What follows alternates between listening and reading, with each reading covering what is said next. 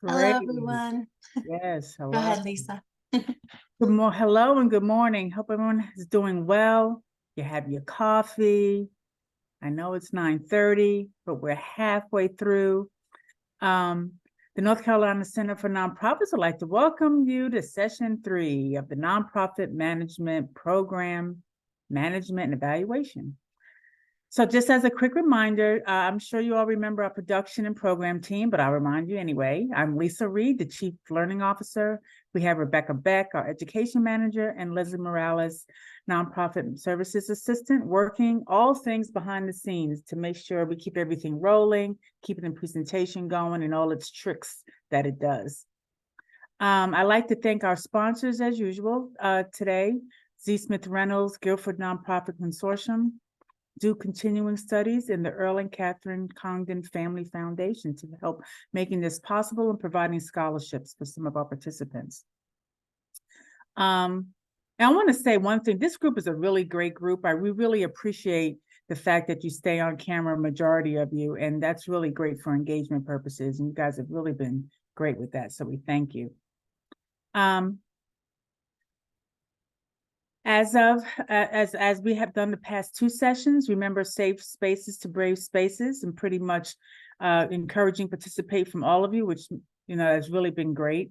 We respect the inherent humanity and perspective of others, especially when you're in your small group breakouts. And we take responsibility to demonstrate a collective commitment to equity, diversity, and inclusion. So for today, here's our agenda. Dr. Palmer will do a brief overview of board governance because I know we left off with a few assignments undone, so she'll go quickly back over that. And then we'll dive into our assignment for today, which is going through program design, management, and evaluation. And as usual, we'll feel the group out, see how you're doing on those bathroom breaks, but we'll make sure they get in there. And then as Rebecca just mentioned, making sure you all have your paper and pen because you'll be drawing some more today.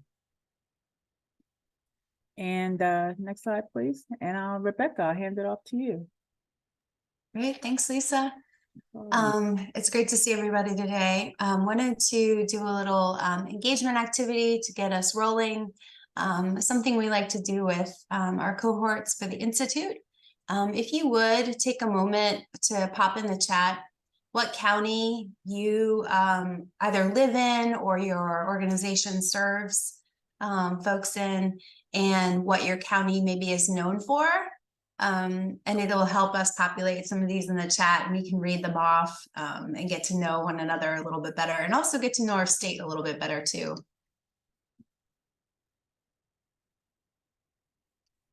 Feel free to give us any interesting things that Davidson barbecue. Your cat, yeah, there you go, nice. Tobacco, can't presume. Ooh, it's going so fast. I know. Farming, tobacco, Mecklenburg, home of the Queen City. Oh, foodie area for Durham.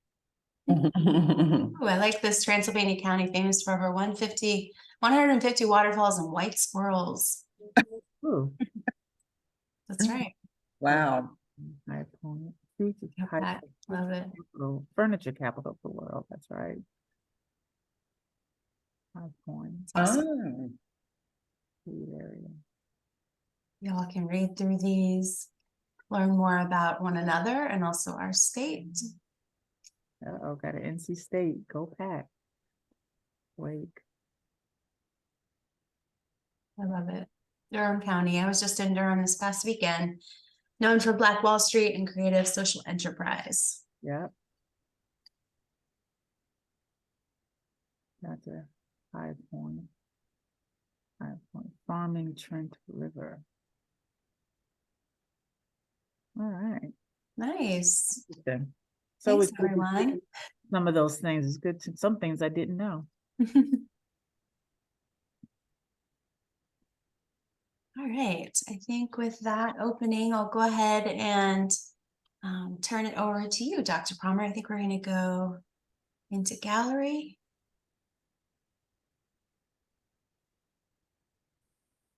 Good morning. Thank you all for sharing. It's always quite informative to see what each of our counties are known for. And so thank you for sharing that. And for all of us, let's pay attention to the chat in terms of just kind of what people had to say. Is there anything that anyone popped in there to share with us that you really didn't know about a particular county that you saw in the thread?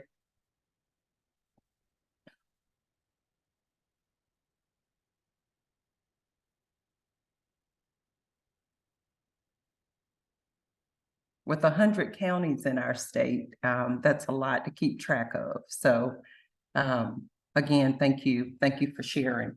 What we want to do this morning is we want to do a little bit of a recap on our session last week on board governance. And so if you would go in your workbooks to page 41, where we had you spend some time looking at the evaluation of a board of directors. And so I'm going to give us a couple of minutes to finish that if you were not able to finish that. And so we'll do that first. And then once we complete that, we will go into breakout rooms and just kind of let you share what your perspective is on your board of directors as it relates to an evaluation. And then we'll come back and do just a little bit more related to board governance, take a break, and then we'll jump into our new topic for the week, which is program design, management, and evaluation. So I'm just going to go silent for a couple of minutes and let you finish the board of directors evaluation. Again, it's on page 41 of your workbook.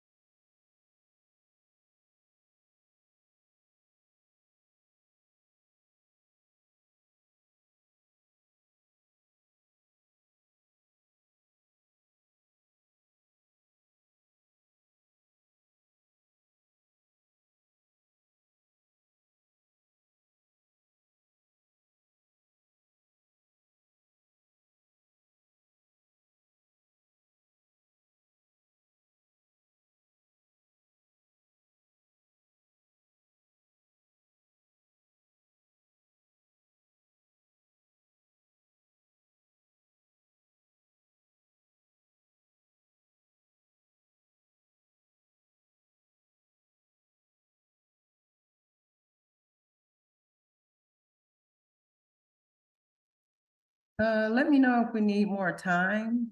You can just in the chat say yes or no. Do you need more time? Yes. I think no. Okay, thank you. All right, so what we're gonna do now is go into our breakout rooms, and what we want you to do is to share your results and also just kind of your perspective on your own board and where you are. But also if you could share any kind of work that you're doing with your board related to development or related to just managing their role in your organization. That you want to share that is working for you. So Rebecca is going to put us in our breakout rooms. And again, our task is discuss the results of your eval, sharing your perspective on where your board is based on this particular evaluation. And then also if there are any practices that you're utilizing that is really, really helpful for you in working with your board of directors. Rebecca. Great, thanks.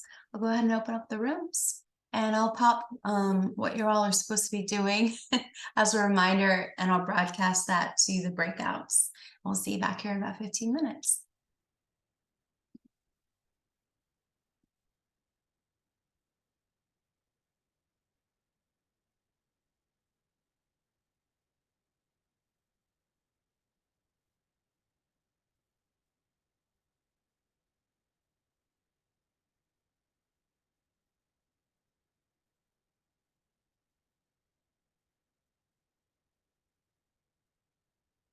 Dark and silent late last night, I think I might have heard the highway calling. Geese in flight and dogs that bite. The signs that might be omens say I'm going, I'm gone to Carolina in my mind. With a holy host of others standing around me. After Carmen wanted you all to come back to some music, so we had that playing. That was by design. Welcome back.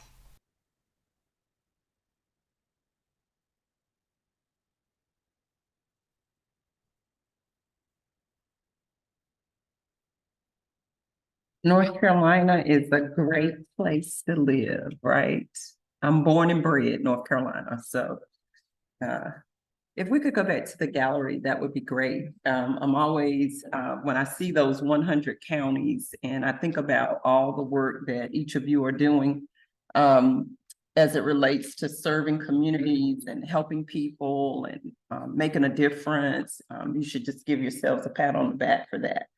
We're doing great work in our state as a sector, and sometimes we're so busy doing all that we do that we forget to just take moments of, you know what, we're doing good stuff, and we should be so proud of that. And so thank you for indulging me with one of my favorite songs. And I saw someone else share that as well.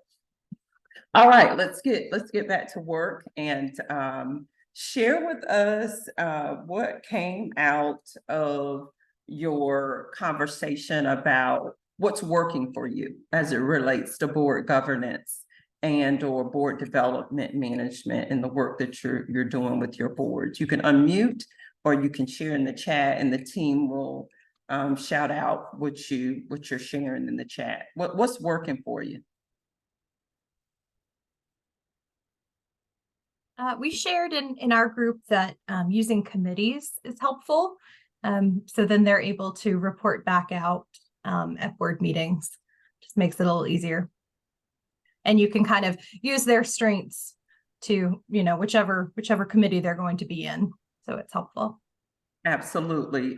Having committees, in particular, committees that are working in areas where you might actually be experiencing a capacity limitation in terms of skills and knowledge.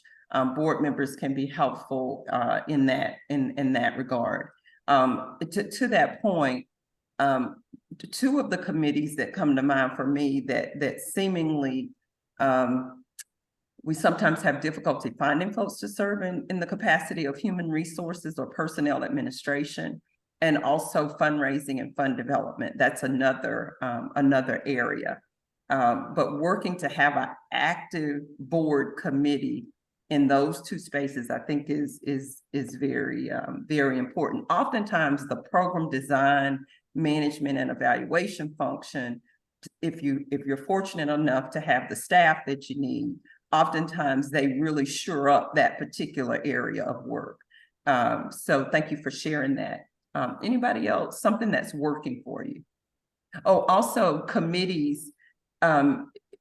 Oftentimes you'll find in the bylaws, you will find information about whether or not your nonprofit utilizes committees, what types of committees, and in some cases, how those committees are structured. So that might be a go-to place to find out a little bit more. If not, you can add it. Any other group? What's working for you?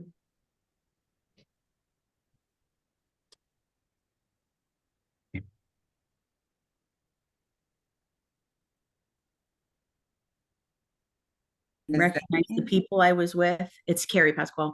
But there were a few individuals in our group that shared positives and obviously negatives.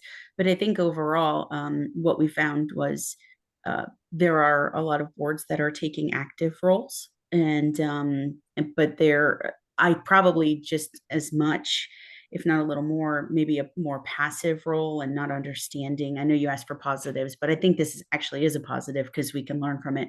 One of the main issues was board participation. And so I especially mentioned that we've gone back from virtual to in person. And so that's kind of changed the dynamic of a lot of the boards because people have gotten used to Zoom. And I think it's where it was helpful during COVID, it's hurting a lot of the boards. So we're not getting the participation and the quorums that we need. And so one of the suggestions I made was to lean heavily into your board chair for the support of being able to pull that board back together. And sometimes tough decisions have to be made if they're not willing to support that. But that's what I was sharing in our group. I totally agree. Your board chair is instrumental in helping with board engagement and having an active board. I think also there are pros and cons to the having the virtual option. It does, in some cases, improve attendance. It does, yeah, Consistent attendance. it does. But at the same time, it takes away from that those interpersonal dynamics. And so I think that's important. If we could get everyone to mute, please. I'm hearing a friendly bark. I think one of the ways that we've combated that is we have put forward the schedule. We've published a year-long schedule and indicated which meetings are going to be live and in person, so that way schedules can be catered around. So yeah, the more organized we can be internally, the more helpful we can be to board members being engaged. Most of us that serve on boards serve on several, so it's not just one. And so we that's important to keep in mind. Another thought I'm having, Carrie, with your sharing is the 80-20 rule.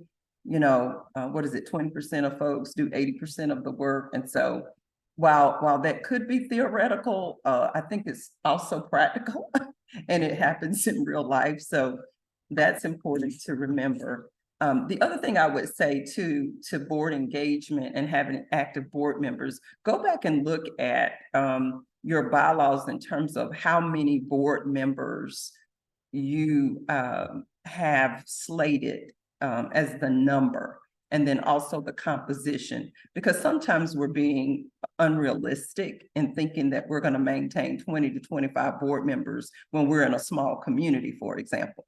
So we might need to do some of that, just rethinking. I do know some of your boards have some mandatory or required roles that are supposed to be on your board. So I get that. Let's hear one more in terms of what's or not working. I mean, you don't have to stick to that script. I mean, just share with us what came out of your time together.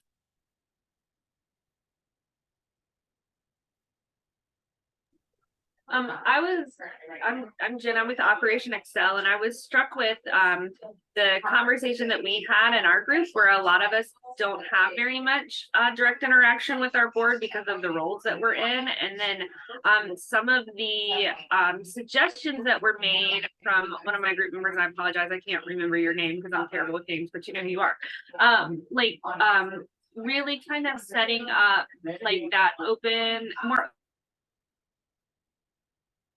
more open communication as far as inviting our board members to events. Hey, And Jen, you've got something else going on in your space, like another something is on. We can hear something else that you're talking over. I'm sorry.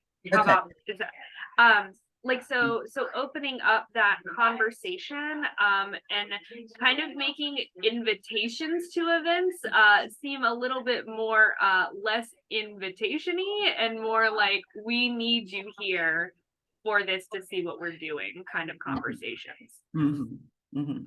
Definitely acknowledging it matters, right? That they're there and that they are participating with us. So thank you all for sharing those. We've got a couple of links that we want to share with you as to some resources that might be available to you related to boards. One is in Guilford County, the Guilford Nonprofit Consortium has a board development academy that you might want to link up with to learn a little bit more about when individuals come through that academy, they're looking for boards to serve on. I think most United Ways are continuing also with that type of program where they have board development cohorts of individuals who want to serve on boards and they help build their skills. I know the High Point United Way has that. And so you might look to see, Raleigh used to have that too. It used to be called Blueprint, Project Blueprint or something like that. I don't know if they still do, but your United Ways are a place where you can send folks. I mean, those types of programs are where you can send individuals on your board if they want to shore up their board development skills. So that's something to think about. So we're going to put that link in the chat for you there. And then also is the United Way of High Point. We're going to put that link in there. And then ESC of the Triangle.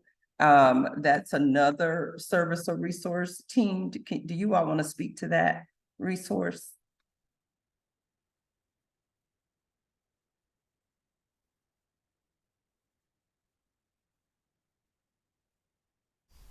Sorry about that. I was popping those in the chat. And I'm gonna go out and come back in, Rebecca, because something just happened to my camera. Yeah, I see that. You're like in a purple haze right now. I'll come back. So we popped these here in the chat, and ESC of the Triangle is great for board development. They have lots of training, provide excellent services in terms of folks that have a lot of industry knowledge and experience. And I see Stacy has a question here. Any groups in Charlotte area that have board development? If those of you may know of an opportunity for that or a resource, feel free to add that to the chat. Michael says he can't hear. Is everyone else hearing me okay? Okay. Mm-hmm. Huh. I'm not sure what's going on, Michael. You may have to pop out and come back in or look at your microphone settings. Welcome back, Dr. Palmer. And then I'm going to share this last resource in the chat here before we move on. That is from Nonprofit Expert. It's a board guide.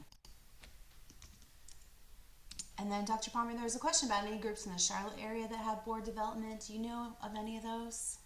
I'm not sure. My first place to check though would be your local United Way. One, to see if they have that and or if they know of another entity that does. I don't know right off.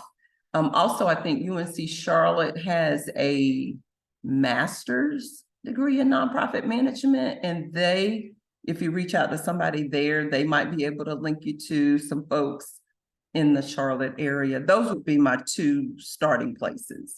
Because if anyone might know, it would probably be your United Way organization and a program, an academic program that is actually educating in the field on this. Sometimes less is best when it comes to boards. And sometimes less is more. So, you know, just kind of weigh on that and decide what works for you. But one thing that I find that we don't do as often or often enough is checking those bylaws, looking at the composition of your board, how many board members are expected per your bylaws, how many board members are expected to serve. It may not be a realistic number. And so definitely do that because someone has to manage that and someone has to keep those individuals engaged. So definitely take that into consideration. If we could go to slide 18, that would be great. So just as a little bit of a wrap up around board governance versus board oversight. So here is just a way of thinking about board governance and oversight. We went over this in detail last week. In your workbook, there is the duties of loyalty, duties of care, and obedience. That's on page 35 in your workbook. But this aligns with that. Just remembering that the way in which our boards function oftentimes aligns with the persona and the leadership style and management style of the executive director and the president and CEO.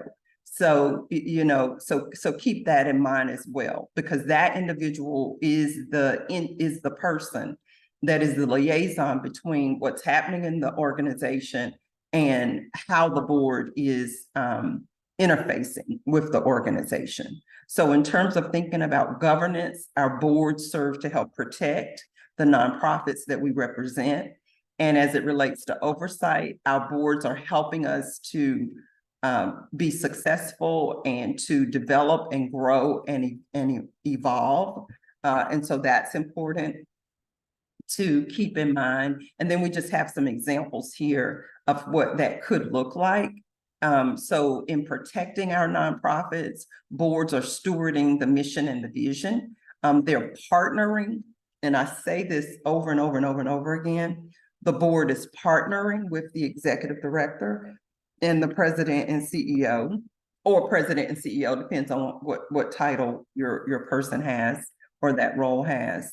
The board is also sharing their skills, their knowledge, their expertise, and they're also helping us to be compliant and to be in alignment with whatever legal requirements are expected of the nonprofits that we represent. In terms of success, what oversight might look like is we're ensuring that the work happens. We're evaluating our executive directors, president, CEO. We're also trying to help provide resources to do the work of the nonprofit. And in terms of oversight, we as board members, we are expected to be accountable or help the organization be accountable, and also to function in a spirit of transparency as it relates to the work that we're doing. And so again, just as a little bit of a recap and just a revisiting, it is also a healthy exercise, maybe to have our boards once a year do a self-evaluation.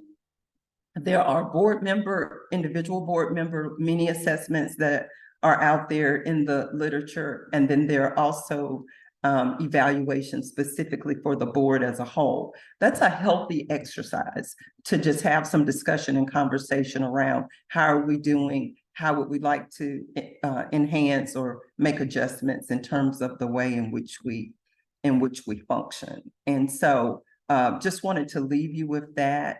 Team, if we could go back to the gallery, and I just want to open it up for just kind of any final questions or or closing questions or comments about board governance and oversight, board development and management. So I want to open it up for that. If you all have any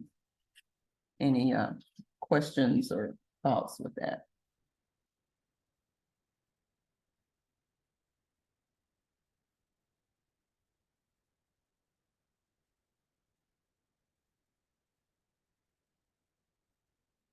Hearing none, isn't that a board like way of saying that? Not just kidding. Hearing none.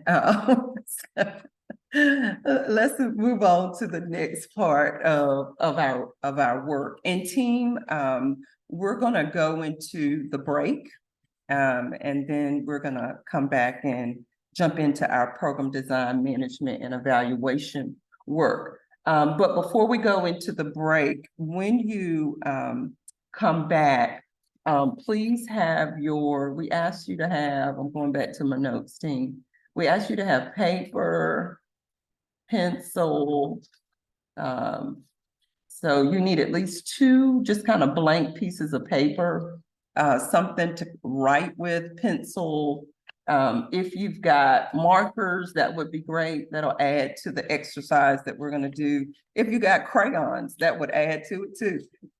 You know, we're going to do some illustrative work, but there's a direct purpose for that. That's a means to an end, to help us to study program design, management, and evaluation. So bring back your blank paper, bring back your writing or instruments that you're going to use for this illustrative work that we're gonna do. How long for our break? It's 10:18 now. We want to come back at 10:25. That sounds good to me. Okay. Yep. See y'all back here in a couple minutes then.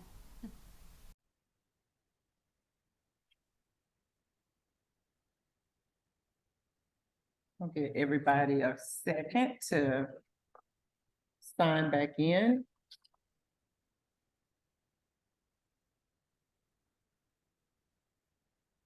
It's good to see your faces. For those of you, your faces and spaces. I always like to check out where people are working from when we're doing this work by Zoom. I mean, it is a 3-hour time frame, and so I know you have lots of other types of work that you are responsible for, and so I recognize sometimes that where you're having to work from is unique and different, and so it's always interesting how we're doing what we do and getting the work done. Although I have found that Zooming in an airport is not probably a good idea.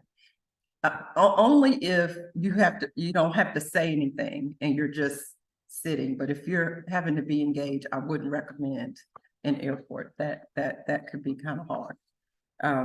I've tried it. It just doesn't work out too well for me anyway. So, all right. So we're going to get started with our next topic.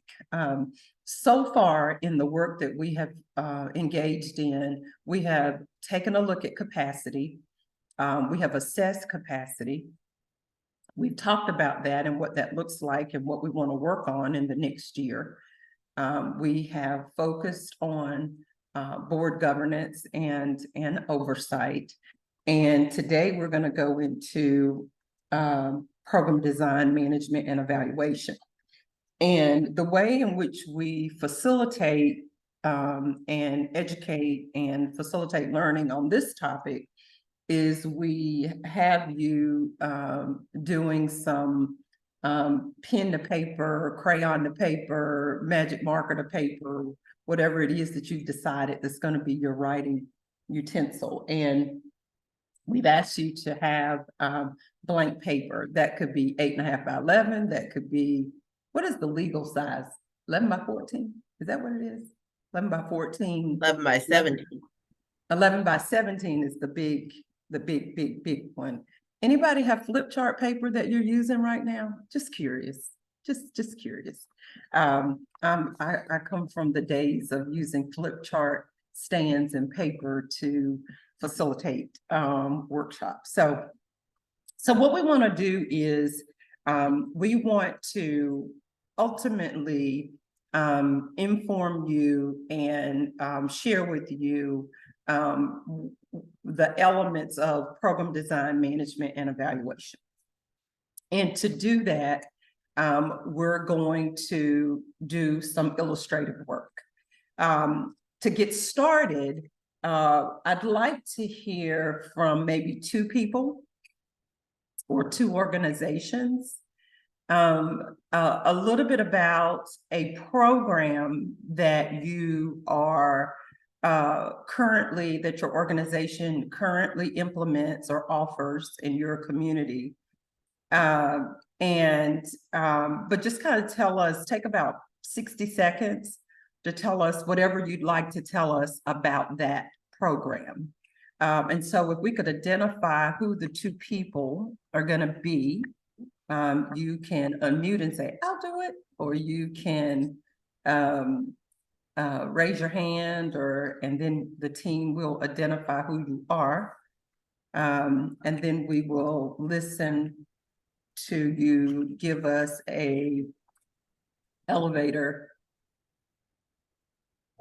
commentation about your organization. Any volunteers? Yeah, I can volunteer. My name is Okay, Chris. Yeah, my name is Chris Beretta. I help our Carolina Core Soccer Foundation. Our executive director is Eddie Pope, who's a part of our institute. But we are instituting ID sessions around the core. We have our foundation, which is No Barriers and Free Youth Soccer. So our goal is to impact the community and make high-level youth sports free, which is impactful, and we're really excited. So throughout the entire core, in Q1 of 2024, we're going to have these ID sessions, Asheboro, Lexington, Greensboro. So we're really thrilled to launch it. Children are going to have an opportunity for high-level coaching. It's free of charge. They're going to have a t-shirt, and then hopefully identify children from outside of, the pocket of High Point and Greensboro and Winston, in areas that really haven't had an opportunity of high-level youth sports. And we're the first of its kind where it's completely free of charge, which is a blessing. My parents are both teachers, and I'm an only child, but if my parents had 3 or 4 kids, I wouldn't have probably been able to play high-level youth sports. So this isn't just, for poverty-stricken areas. This is also just for middle-class America and all that. So we're thrilled to launch it. And if Eddie's on here, Eddie, if you want to say, anything additionally, but yeah, that's us. So first of all, thank you for giving a shout out to Lexington. Lexington doesn't get shout outs often. I grew up in Lexington. So thank you, Chris, for that little shout out. Yes, ma'am. And the other thing is, I saw on one of the morning shows, this gentleman is an NBA basketball player, and he and his mom have developed this app where families can use this app to find out about where the sport is offered, how much it costs. I can't remember the gentleman's name, but I remember seeing he and his mom be interviewed, and they were talking about the challenges of youth being able to engage in sports, period, because of the cost. And so I don't know his name, but I just remember seeing a little interview with he and his mom, and they talked about doing other sports. Like they're focusing on basketball right now, but they're going to do sports. Awesome. So thank you for sharing. Is there anyone else? One more. I'll do it. This is Beth from Find Outdoors. I'll kind of piggyback off of what Chris was sharing. So here at Find Outdoors, of course, we're operating on public lands. And I know we've all said, especially since COVID, that public lands are loved to death, but loved by whom? And we noticed that a lot of our public lands are being mostly used by white folks. So one of our programs that we launched last year was is the Explorers Club, and we're continuing to do it this year, was inviting youth from the Hispanic community. We have a large Hispanic community here in our county as well as adjoining counties, but inviting Hispanic youth of middle school age to come join us in public lands for different adventures once a month. So we either take them horseback riding or backpacking or just tubing down the river or fly fishing. And all of those, that program is also free to the participants. We were blessed with a grant, so we've been using grant money to not only sponsor the events and sponsor the outings, but also to get them the necessary equipment that they may need. So a lot of the moms were concerned about, well, my kid has clothes to wear to school and they have clothes to wear to church, but they don't have clothes to go out in the woods and get dirty.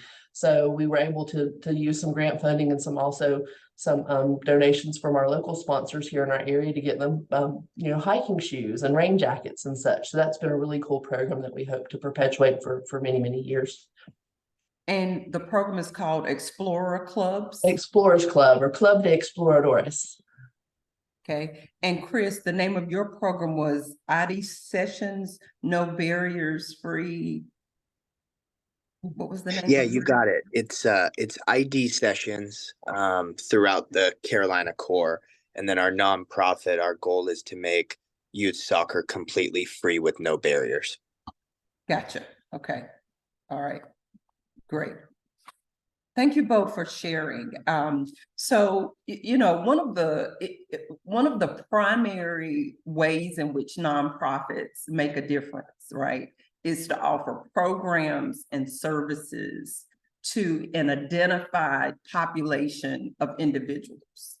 And those programs then are what we are promoting to funders so that we can receive grants and contracts, or we're promoting those programs and services to government so we can acquire contracts and grants, or we're promoting those services in our fundraising efforts so donors will give to those programs. And what we find is that a lot of our funding opportunities are specifically open to funding programs and services, and maybe not necessarily overhead and operations and positions and things like that.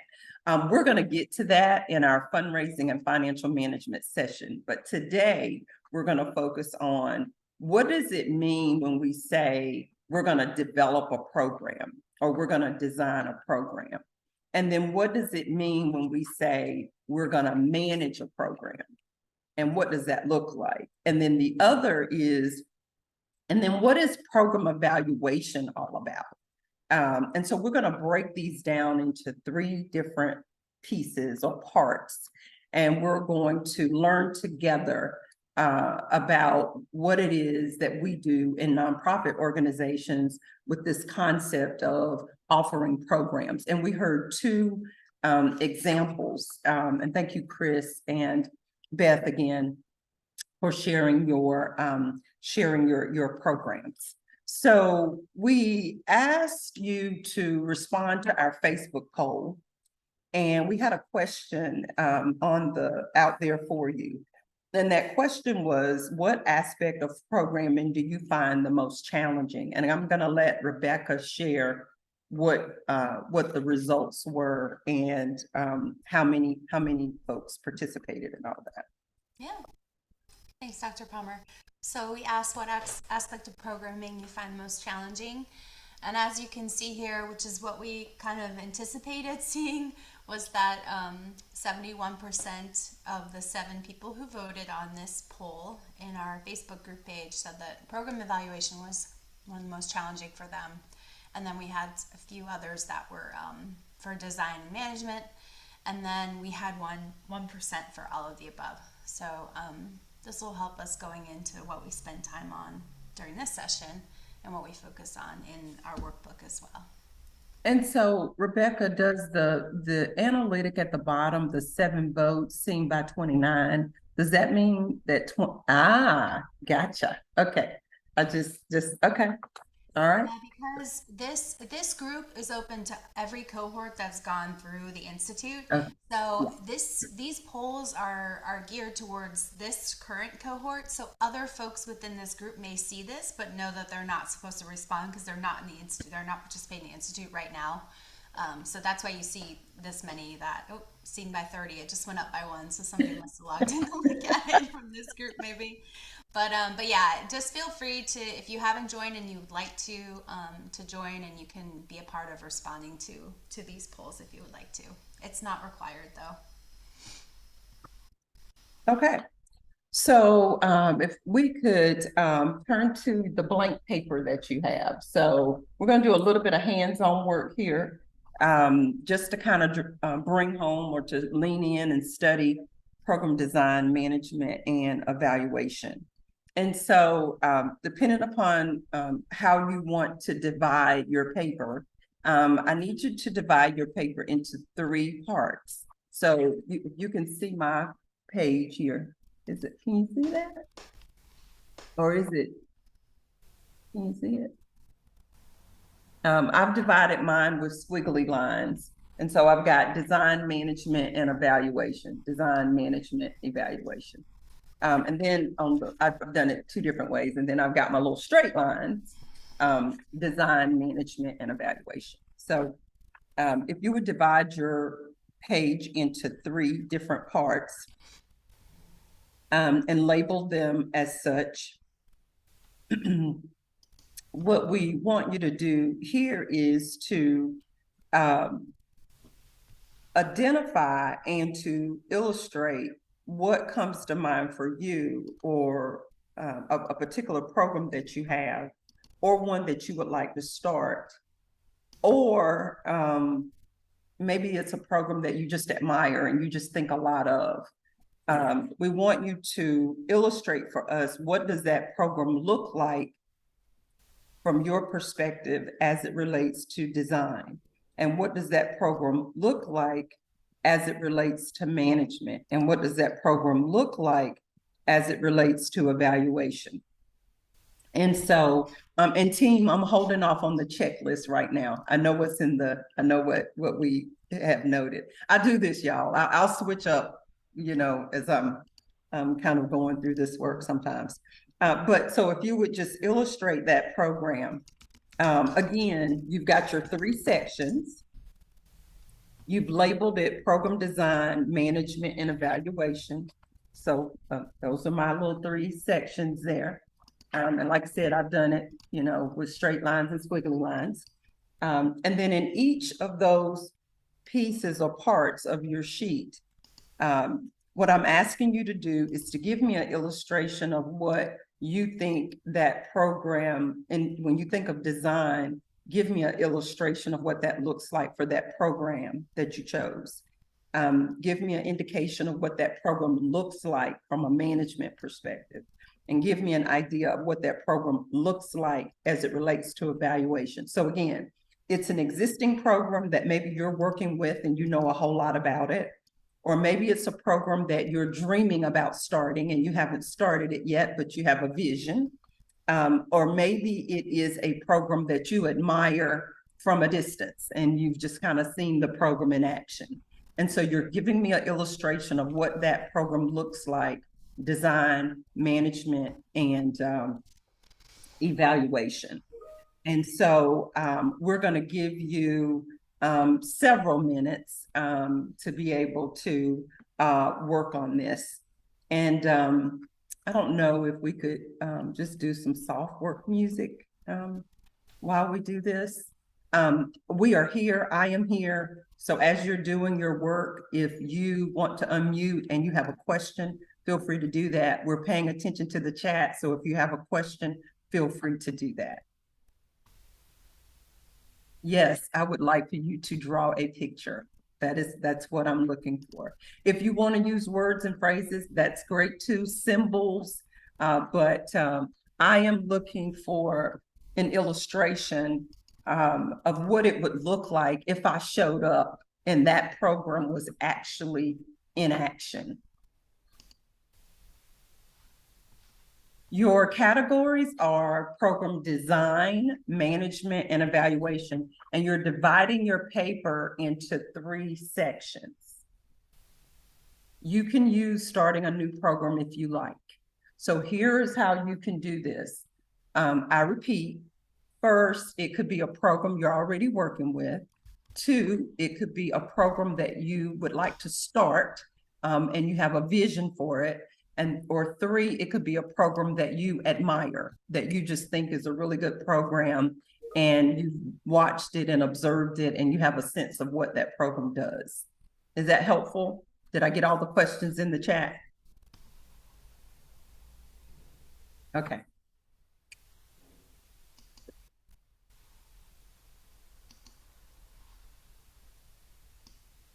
And so I'm here, we're gonna go silent here and yes.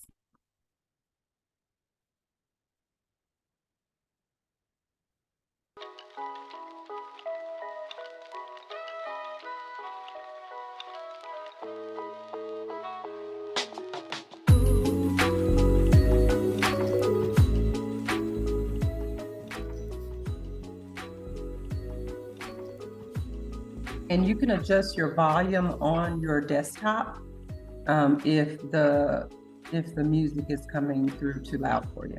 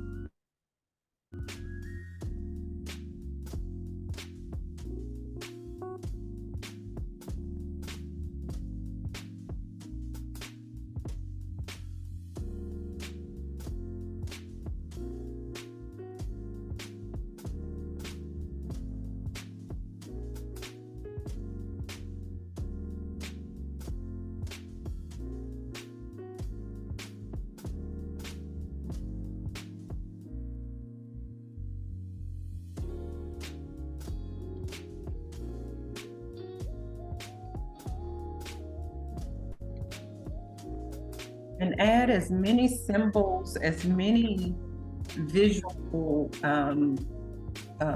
items in your illustration as possible. So that we can see, you know, so if a person looked at this, they could actually see or begin to see this program taking place. So think about that. And we're going to spend some time here. Just continue to add to that illustration. That if you gave that to me, I could take that and in some ways I could begin to replicate it just from what I see in your visual. So this is your opportunity, because you don't know, I might have $1 million that I could give you for that program. And if I can't see it, if you limit what I can see, then it might not be something that would catch my attention, that you're able to share. So I'm going to go quiet for a couple of more minutes and let you continue to build that picture. What is it that this program looks like as it is, the design of it? What does it look like, your perspective in terms of how it's managed and how is this program evaluated? So that's what we're trying to create a picture of. Keep in mind, this is what funders ask us to do when we write grants. They want us to tell us about what it is that we want them to fund. So I'm going to go quiet for a couple more minutes.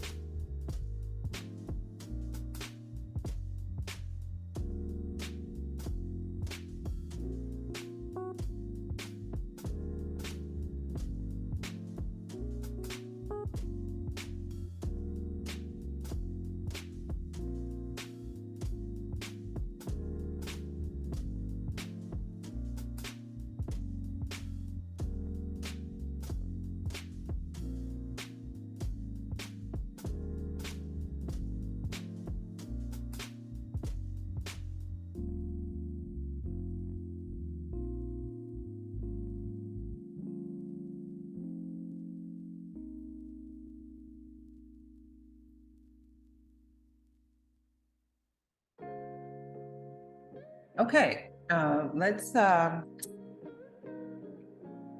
move on a little and do a little bit more with what it is that you have created in your visual. So kind of hold up for me. Let me see some of these. I'm going to lean into my window here. I want to see. Thank you, Chris Lieb. Am I pronouncing your name right? Chris Lieb. Thank you for sharing.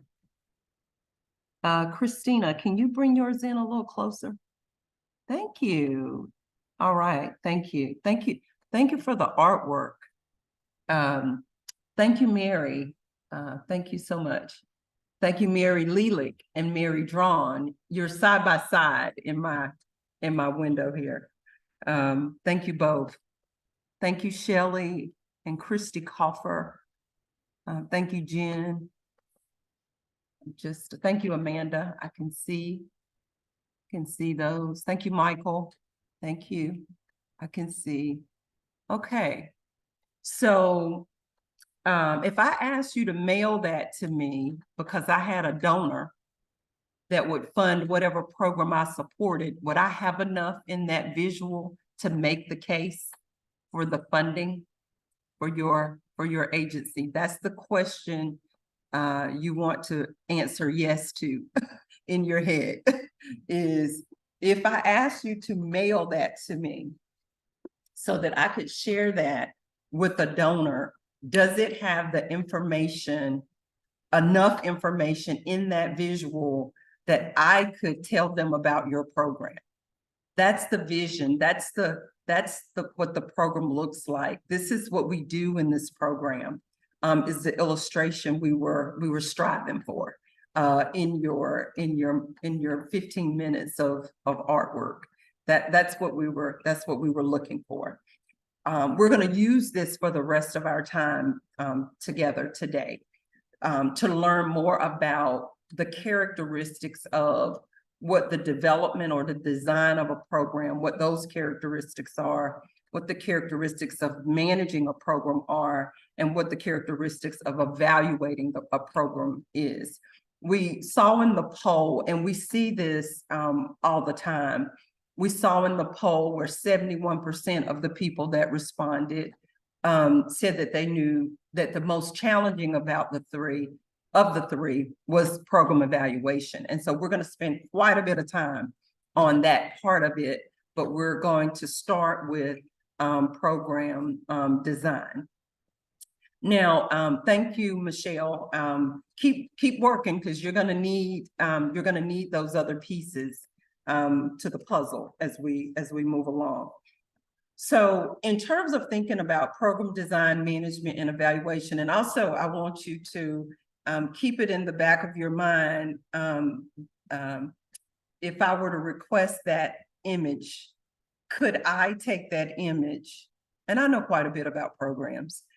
Could I take that image and give it to this donor that has said to me, hey, give me a program, any program, and I'll fund it for you? Could I take your image and could I take your illustration and sell it? That's what I'm aiming for here. That's what I'm looking for. Because we know that programs are what get the attention of donors, philanthropists, and also grant opportunities is the aim there. So we're going to share with you what we call our program design, management, and evaluation checklist. We're gonna share that with you. And you don't have this in your workbook. You had to be here today to get this piece of information. So the checklist is what we're going to use to do our next part of our work using that illustration that you provided. Okay, so we're going to give you a link to this PDF document. So for those of you who that works for you, we're also going to share the checklist on the screen. And when we share it, go ahead and take a picture of it just with your phone. If you're like me, you have your phone, it may be off or whatever, or silent or whatever, but you can grab your phone and just real quick take a picture of the checklist. And that way you can refer to it that way as well. We're going to share that link to that PDF document. So I'm going to let the team get the link out to you and also pop it up on the screen for you. And then I just want you to kind of study that checklist for just a couple minutes, and then I'm going to have us do some work with it.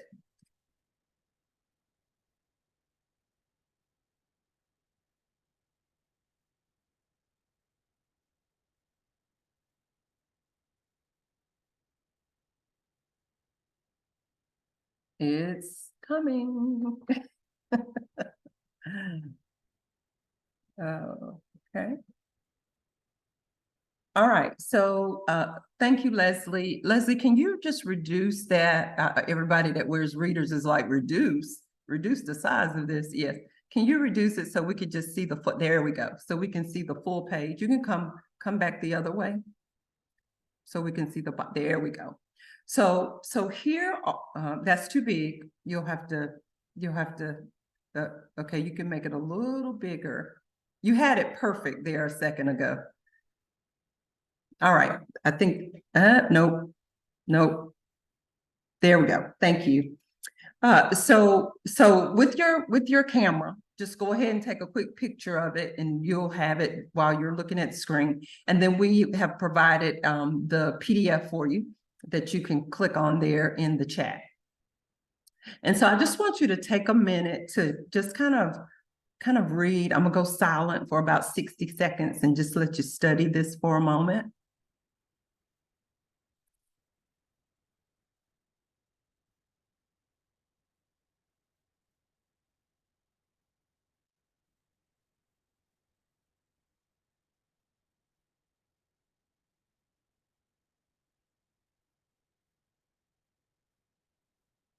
Rebecca, you were right.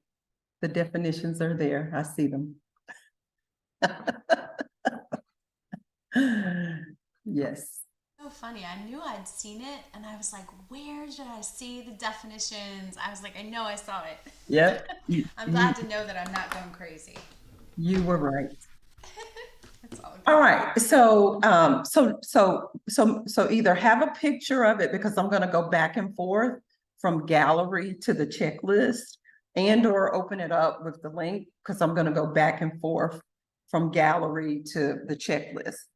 So, does everybody kind of have what it is that what we have here? Okay. I want to go to gallery real quick, and then I'm gonna come back to this. So you have your illustration, right? And on our checklist, we have 20 characteristics of a program, and we have divided it into 3 different parts.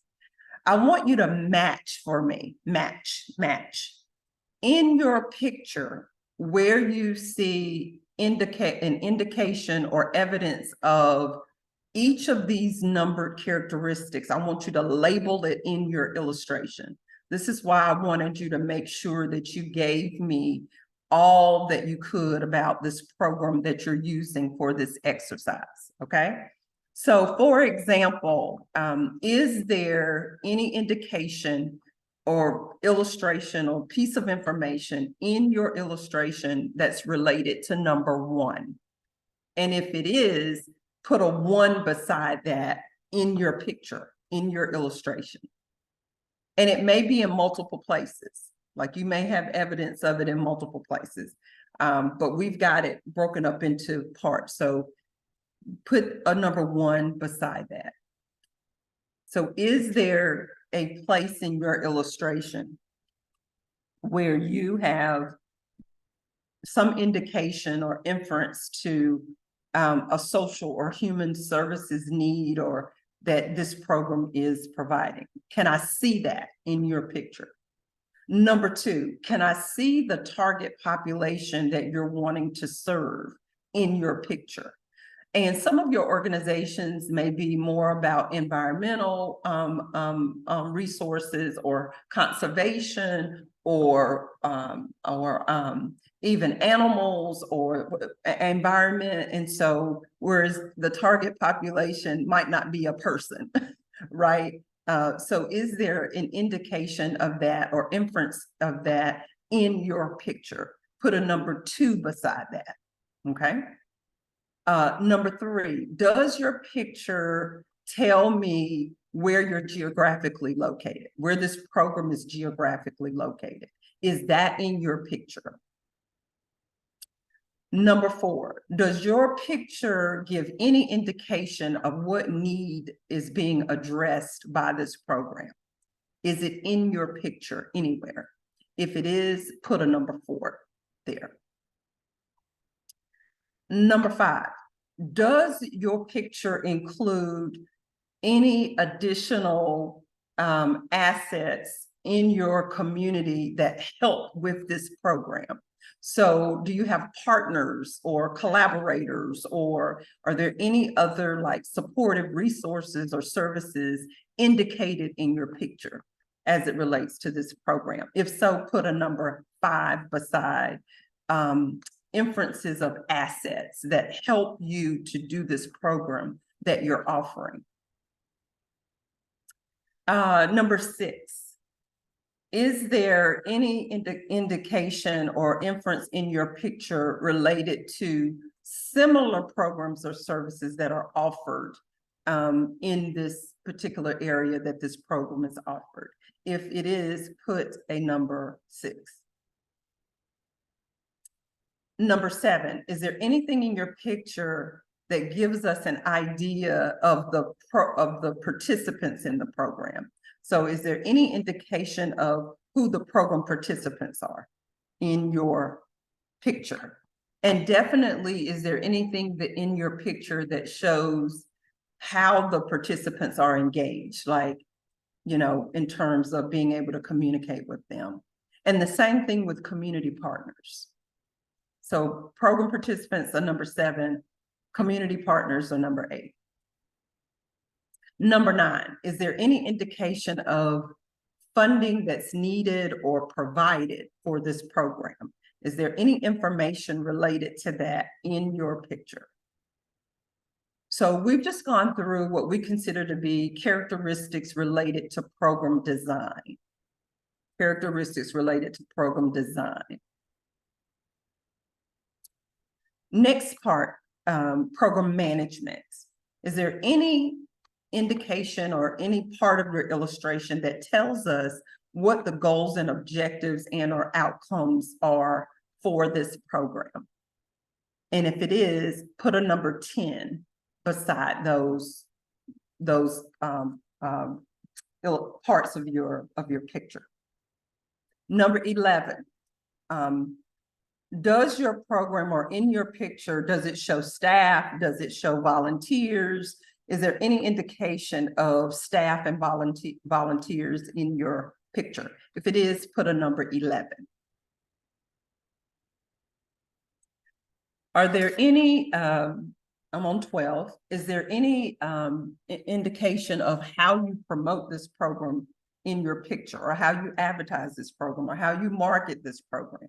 Is there any information in this picture that shows us that? That's the number 12. Number 13, is there any indication of the use of social media with this program in your picture? That is number 13. Is there any indication of special events that this program engages in? If it is, that's a number 14.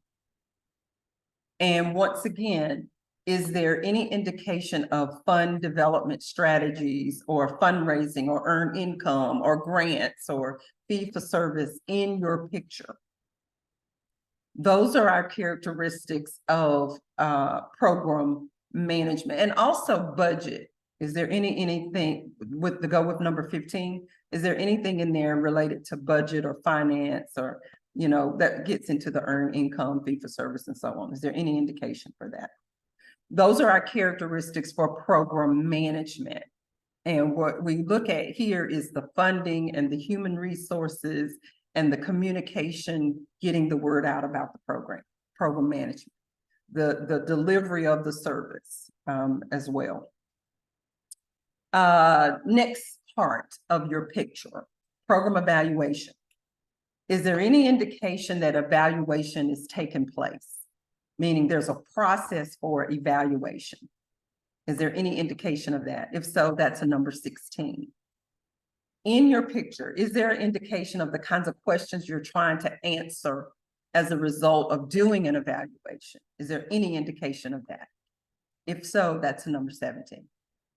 Is there anything in your picture that shows the focus of the evaluation? Like, what type of evaluating do you do? If so, that's a number 18. In your picture, is there any indication of the way in which you conduct the evaluation, like data collection or data analysis or interpreting data or writing a report? 19 is the data collection, analysis, interpretation. 20 is reporting out the results of the evaluation to stakeholders, and just kind of giving an update on how the program is doing. Is there any indication of that in your picture? And if so, that's a number 20.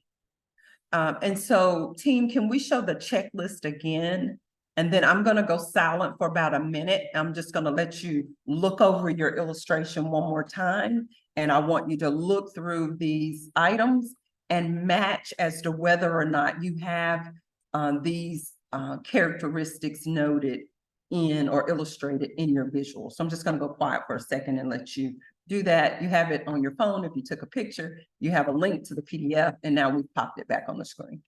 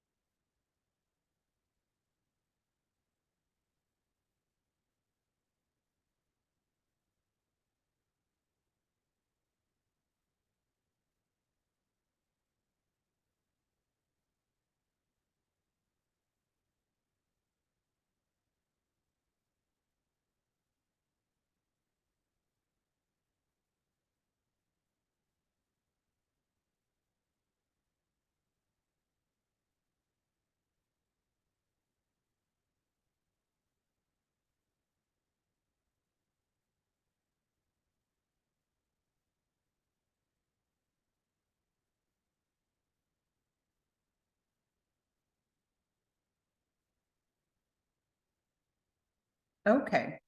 If we could go back to the gallery, that would be great. Okay, so in terms of, again, if you look at the checklist and thinking about program design and thinking about program management and thinking about program evaluation, obviously you could add more characteristics to this list based on just how your nonprofit organization identifies with these or works within the context of designing and developing a program, managing a program, and evaluating a program. And so as we kind of continue to do a little bit more work with this, pay attention to page in the principles and practices guide. I know we haven't referenced that today, but on page 17 of the principles and practices guide, we have our North Carolina Center for Nonprofits program design, program management and evaluation primary practice. And then we have some practices related to if we want to build, thrive, or sustain as it relates to this particular area of managing the work in our nonprofit organizations. And so you've got that reference as well. So you've got your checklist and you've got this piece of information that you can reference. I do want to just kind of gauge in terms of the most challenging of the items listed in the checklist for you, and also the ones that are crystal clear. So any thoughts about that? Rebecca, are we going to do a poll for this one? Are we gonna? I'll cue that up. Okay. It'll go through each of them, and it's on multiple choice, so you can select several from each of these, and I'll go ahead and launch that now. And there's 3 questions, so you want to scroll down if you can't see them all. Yeah, they're all multiple choice, so you can select several.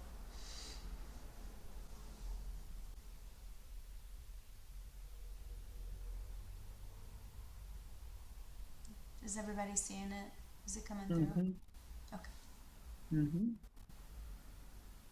So on your screen, we're doing a poll for just for the group, so we can just kind of see what is identified as being the most challenging versus, I mean, as it relates to, what we've shared under the design area. Nice. I see people are responding. Great. I'll give it just a couple of seconds. Okay. Take your time.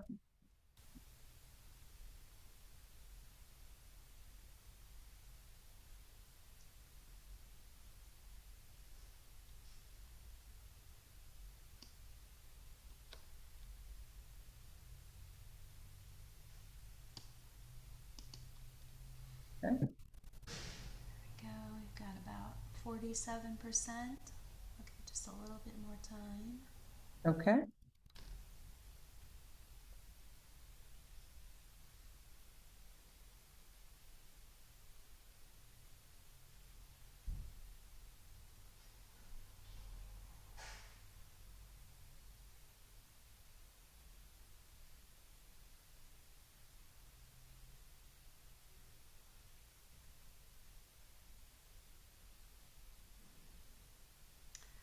All right. I'm going to go Okay. ahead and end the poll. All right. We're at 60, we're at 72%. Oh, I'm getting a couple more that are popping Okay. in here. All right. Good. Good. There we go. All right. All right. We are at 80%. I'm going to end the poll and share the results. All right. All right. Okay. So can y'all see this here for design? Mhm. Yep. Looks like we've got 50% for feedback from program participants, followed closely by fund development strategies. Mhm. And then after that, I would say we've got our asset mapping, program landscape in the community, needs assessment, and then Yep. feedback from community partners. And you can also, if you want, take a quick picture of this too, if you just want to be able to refer back to it. Mhm. All right. Okay. Do you want to go on to management or come back to it later? Let's go ahead. Okay. All right. I took a Manage- picture, so I'm good. Oh, good. Okay. For management, by far, 62% for fund development strategies, followed by Okay. 41% for staff and volunteers. And then we had a tie between community impact and promoting, advertising, and marketing the program. Okay. So you want to take a screenshot of that before I move down? Okay. It didn't pop up for me. I don't see the management one. I saw the design. Hold on. Hold on. Let me do this. I think it's because I had it big on my screen. There, can you see Okay. it now? This is let's see. Here's management. Can you see that now? Not yet. Huh. So I'm scrolling down on my end. Can you scroll down on yours? I'm in gallery, Oh. so it's not screen sharing. Is anyone else seeing? It says I'm sharing the poll results. I'm seeing nodding heads. Yeah, I can see it. It may have been like a pop-up screen that you Oh, I missed it. Is that what it was? probably, yeah. Okay, no worries then. Um, What about the evaluation one? Has that one already shown too? Yep, so for evaluation, we had 47% were for conducting the evaluation, followed by 35% for focusing the evaluation. Mm-hmm. And then it was kind of a tie, 29% between reporting the results and process. Ah, thank Oh, you. Amanda, thank you. It There says we if you click go. on more in the bottom bar, click polls, Okay. it'll pop up. Thank you. Uh-huh. All We have right, some- I'm still we have not. some Zoom experts here. Yeah, thank you. All right. Uh, sounds good. So, in thinking about, were you finished, Rebecca? Yep, all With done. that? Yep. Okay, great. So in terms of, if we could go back to the checklist. So here is how this could possibly be helpful, in particular with your staff and volunteers, when you're trying to help them to understand how your programs are structured and what it is that you do in these programs. And so you could use this information for a variety of reasons. Yes, we're going to be using it, and we're talking about it from the perspective of this being a management function of a nonprofit, but it also could be a helpful tool and resource for you in other ways as well. And so as we look at this list, and we are seeing in particular some of the things that might be challenging. I heard funding, it's getting feedback from participants. I saw that.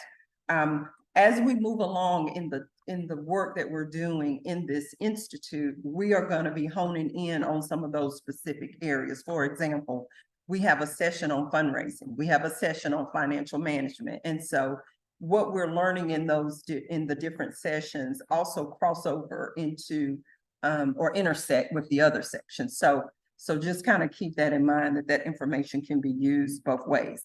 Now, for some of you, this may be a reminder in terms of looking through these characteristics. For some of us, this may be the first time that we've even thought about, well, how do we even set up a program, and how do we need to, what kinds of information is necessary in order for us to design a program or to be able to put the elements in place for our staff and volunteers to help us implement the program. So this is information that can be used in a variety of ways for that purpose. And so what we want to do now is we want to go into breakout. And then after we do that, we're going to take a break. Or do we want to take a break before we go into the breakouts? And what you're going to do in breakouts is you're going to continue to look at the checklist and have the same type of exchange you had around board governance in terms of what's working for you as it relates to how you do what you do with your programs. So what is actually working for you, and what, and even in some cases, you might have questions that the folks in your group might be able to give insight on. Do we want to take a break now, or do we want to take a break? I mean, do we want to do that work and then come back and take a break?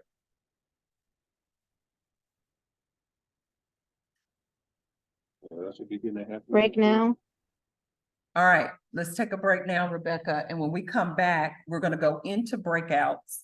And in the breakouts, I'll repeat the question when we come Okay. back. What we do All in right, breakout. sounds good. We'll come back in 5 minutes. Okay, 11:25. We All shall right, return. thank you.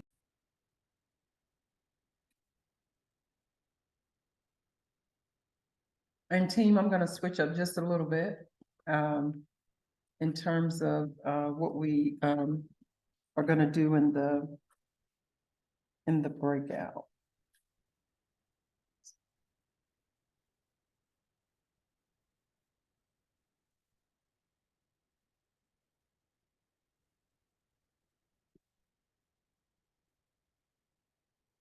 All right. So the last piece or part of what we're going to cover in this topic is related to program evaluation. And so we're going to kind of share with you what you have in your workbook.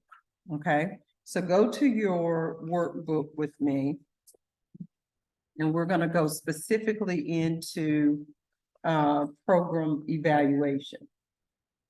And I have noted the questions around what's not clear versus what is for program design and management, and we will respond to those questions. But we're going to go into our program evaluation information for this session. And so go to your workbooks and turn to page 68.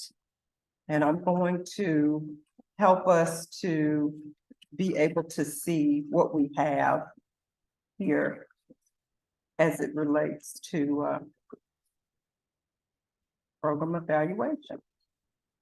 Make sure I'm at the right place. Hold on, I'm a little too far back.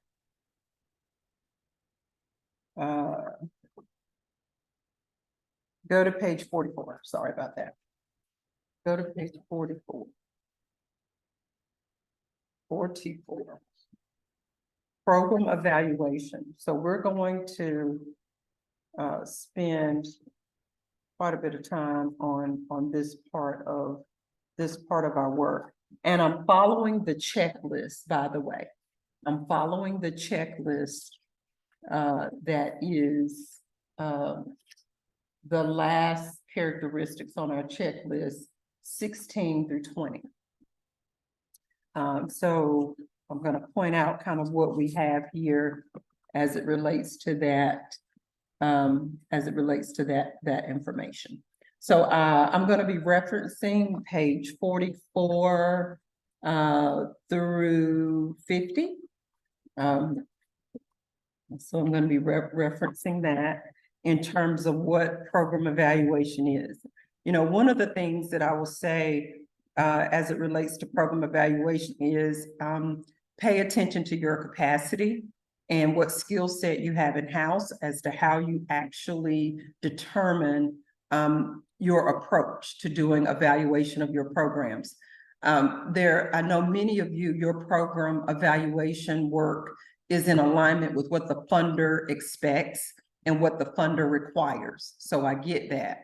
But we also should have a general approach to how we evaluate programs as an organization. And what does that look like? So that we can tell our own story, authentic story, outside of the way in which we're prompted by funders to tell our story. So that's something to kind of keep in mind here.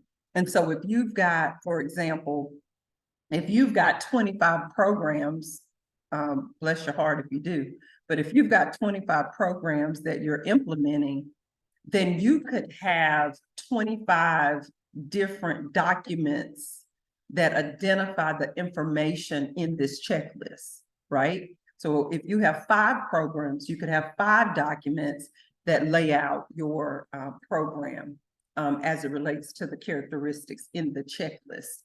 So when we start evaluating, what are we evaluating? We're evaluating elements of the design per the checklist, and we're evaluating elements of management per the checklist.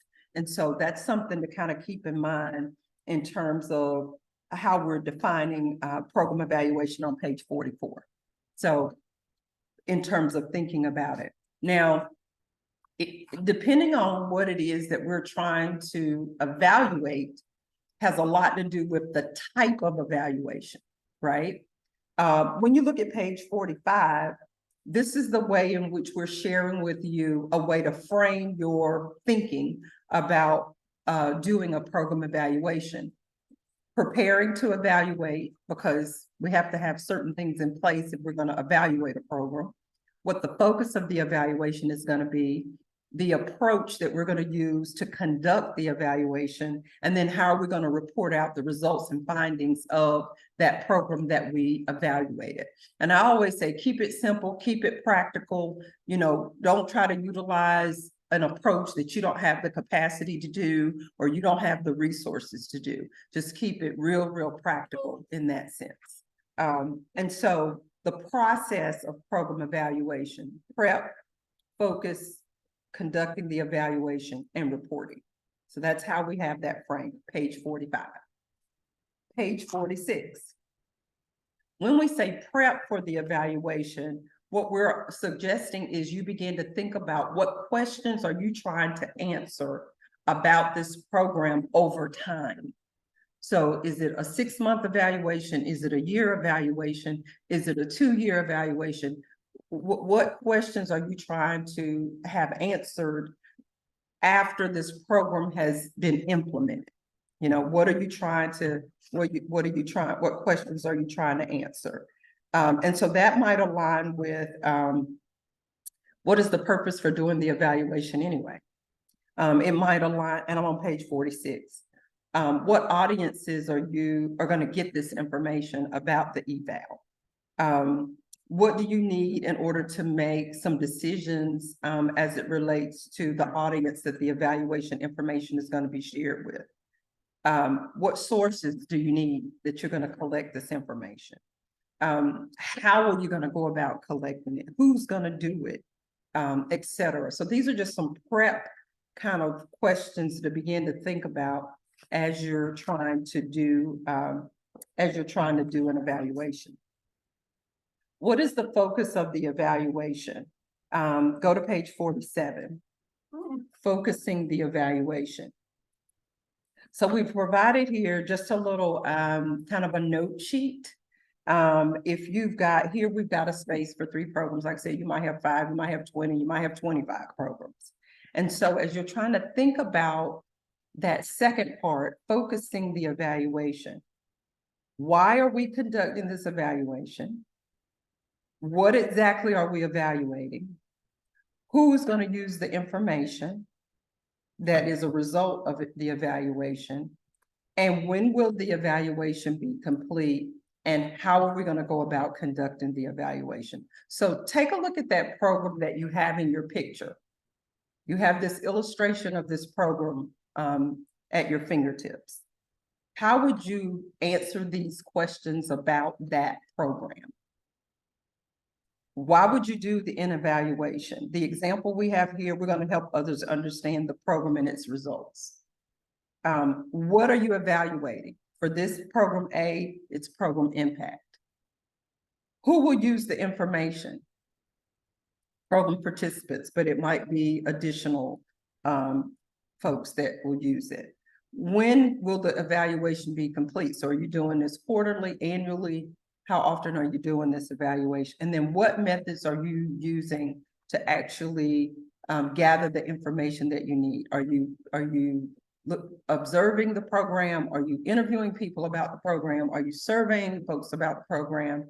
So I'm going to pause for just a second and just let you just kind of think about this focusing of the evaluation worksheet and how you would respond related to that program that you have in your illustration. And remember, program evaluation was the area that was indicated as being the most challenging.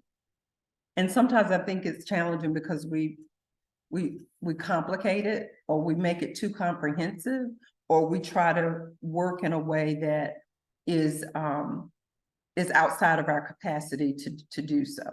And we have lots of help worksheets in this notebook, in your workbook. So on page 48, here are some ways that you can answer the why, the what, and the who. Why are we conducting the evaluation? What exactly are we evaluating? And who will use the information provided by the evaluation of this program? So I'm going to pause and let you think about those 3. I'm going to pause and let you think about those 3. And you can make notations for those of you who are willing to write in your workbook. I know some of us don't want to write in our books. But in terms of thinking about how are we going to focus this evaluation? Why, what, and who?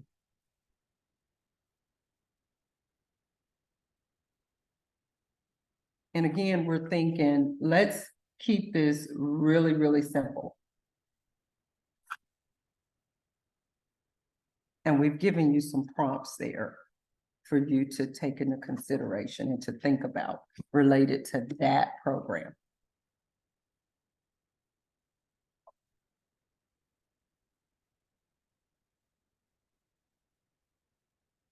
I don't want to interrupt your thinking, but again, think about if you have 5 programs versus 10 programs, you might have 1 program or 15 programs.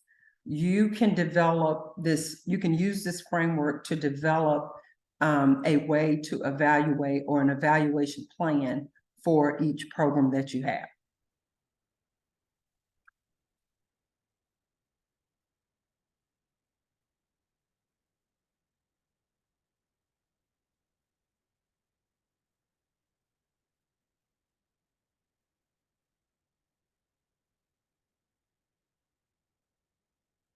We're gonna keep building this airplane. Okay. Types of evaluation.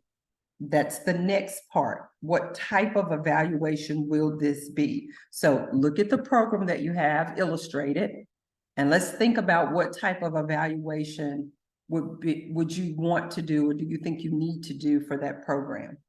On page 49, this is one of my favorite parts, Lisa, of the whole institute, is the program evaluation worksheets. So types of evaluation. Is it a goals-based evaluation? Is it going to be a process-oriented evaluation? Or is it going to be an outcomes-based evaluation? We know that years and years ago, probably 2 decades now, I'm dating myself, United Way presented to all of us the whole outcomes, logic model, inputs, outputs, activities, outcomes way of thinking about sharing a story about a program that has been implemented or trying to receive funding. And so a lot of us are familiar with outcomes-based evaluations because we're looking at what are the outcomes that we were able to achieve as a result of doing a program in alignment with the funder, right? And what we promised to the funders that we would engage in. So you want to think about what type of evaluation are we striving for? What is the main kind of focus in terms of that? Another one of my favorite pieces of information is page 50. You don't even have to think about the questions because we've provided those, right? So if you're going to pursue a goals-based evaluation, we've got questions here that you're probably trying to answer. And then also process and outcomes. So depending upon what type of evaluation it is that you're trying to conduct, these questions lend to helping us to understand what kind of information we're going to have in the end. So what kind of information, this is the kind of information we will have to be able to answer these questions. And so that's something for us to think about, types. I'm still looking at the checklist, and we're moving to conducting the evaluation. So we're going to conduct the evaluation. So is the evaluation, page 51, is the evaluation a qualitative oriented evaluation or a quantitative oriented evaluation? Oh, and let me say this about types. All right, Lisa, I'm getting excited. Let me say this about types. It is not uncommon for your evaluation maybe to have elements of all 3 of these. But when that happens, then that means you've got 3 layers. And so you think about capacity to implement a layered evaluation and all that it will take to do that. So I just want to say that before we move from that. Page 51. Is the evaluation going to be a qualitative or quantitative evaluation? Is it going to be more about getting information from interviewing stakeholders, doing observations, conducting focus groups, looking at specific cases, getting testimonials? Which one is it going to be in terms of that? And then we share with you how to do that analysis of that kind of data. Quantitative analysis, questionnaires, surveys, checklists, a little bit of documentation review. Oftentimes we think quantitative, we think numerical kinds of data. So thinking about what kind of a data you're collecting has a lot to do with, whether or not it lends itself to more quantitative. And I see the question, I'm going to come back. I think I see a couple of questions in the chat. Same holds true with data analysis and the focus of the evaluation being quantitative or qualitative. It could also be mixed, what we call a mixed method evaluation, where you're using a combination of the qualitative and the quantitative. So mixed method is another way to do that. And I think we've got some questions before I go on to the, It's just one from Jamaica. yeah, You want me to read it or you got it? sure. Mhm. With the amount of information on evaluating programs, would it make sense to work backwards? Like think about what outcomes, outputs you would like and how you would assess them and then build the program from there. Yes, I think if you go back to those questions, I think those questions align with that approach.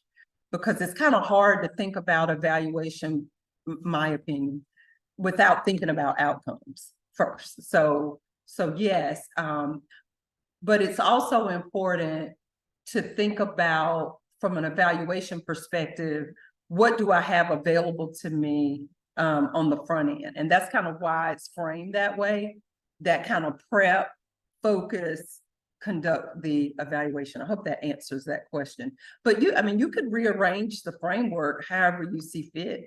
I mean, it's an approach to getting at what it is that you need. Data collection. Here on page 52, we've provided for you data collection methods and the general purpose for those methods. So here's where sometimes with evaluation, we think we have to be an academic researcher or something in order to do this. And that's not necessarily true. So, but there are specific purposes for a particular methodology of gathering information for evaluation purposes. And so for some of you, this might be a refresher, or a reminder, of what these are. So when we do questionnaires, surveys, and checklists, there's a reason why we use that approach versus another, and it has a lot to do with the audience or the population that you're trying to query for information.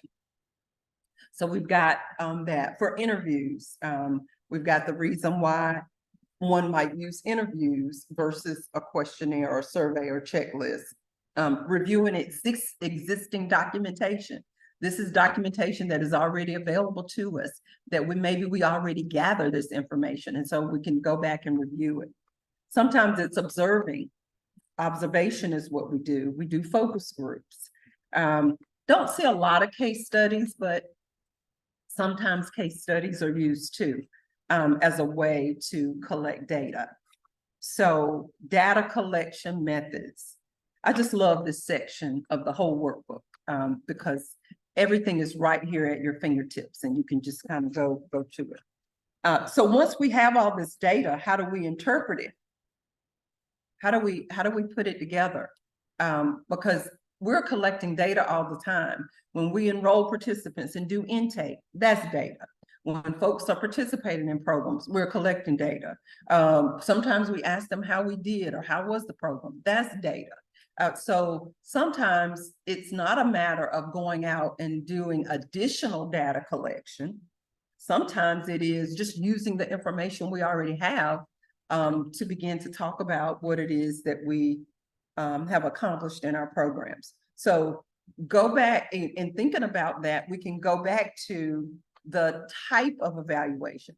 So if it's a goals-based evaluation, we can compare some results, right? We can compare results to what we expected, what we promised, our staff, our team, standards that we offer, program goals, etc. Goals-based. Process evaluation, when we're interpreting the data, helps us to give a description of experiences people had in the program, some of our strengths, some of our challenges, some of our weaknesses, the implementation, the steps that we took to deliver the program. We can study that to see how well we were able to engage with in the implementation of the program. And then finally, outcomes evaluation, indications of accomplishing those outcomes that we determined in the design, right? And in the management, when we put it all together. Under management, checklist item number 10, goals, objectives, and outcomes. We can go back to see how well did we do as it related to what we said we were trying to do in that part of putting the program together, or actually delivering the program or managing the program. We're in the home stretch here. The number 20. Now it's time to report. So we have conducted the evaluation. We have collected the data, done the data analysis, and now we have all of this information in front of us. How are we going to report it? And so what we provide for you here is a way for you to organize it for a formal FORMAL formal report. But there are other ways that you can report out about this information that you've discovered or about what you've learned about the program. For example, in your annual report, this is the kind of information you would share there. With your staff, this is the kind of information you all can go back and review and look at and talk about how you might want to move forward. And so on page 54, we've got 10 parts of this report. And we have included, if you look at number 5, number 6, and number 7, and number 8, that is where our 4-part process for evaluation comes in. So we're telling folks now the methodology we use. We're telling them what our overall goals were for this program. We're telling them, you know, how well we did, and we're interpreting that, and we're making some recommendations for this program. And oh, and by the way, we could include in an appendices, we can include various types of information to support what it is that we did. So again, think practical, you know, think your capacity and what you're able to do, and then begin to identify how you might move forward. And then reporting results and findings. Page 55. Who should receive a copy of this report? Infographics are real popular. You know, once you have put your formal report together, then you can pull it apart. You can share pieces of information. You can create infographics. You can create a brochure. You can put the information in your annual report about your programs. This is not overnight. This doesn't happen overnight, but this is a way for you to begin to kind of shore up how your programs are being understood, and also with your staff and volunteers, how your programs are being implemented.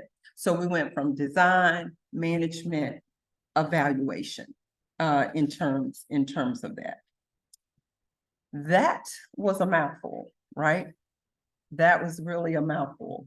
But I just love this part of your workbook because it takes you directly to what you need. And you can kind of do it quite practically, if you will.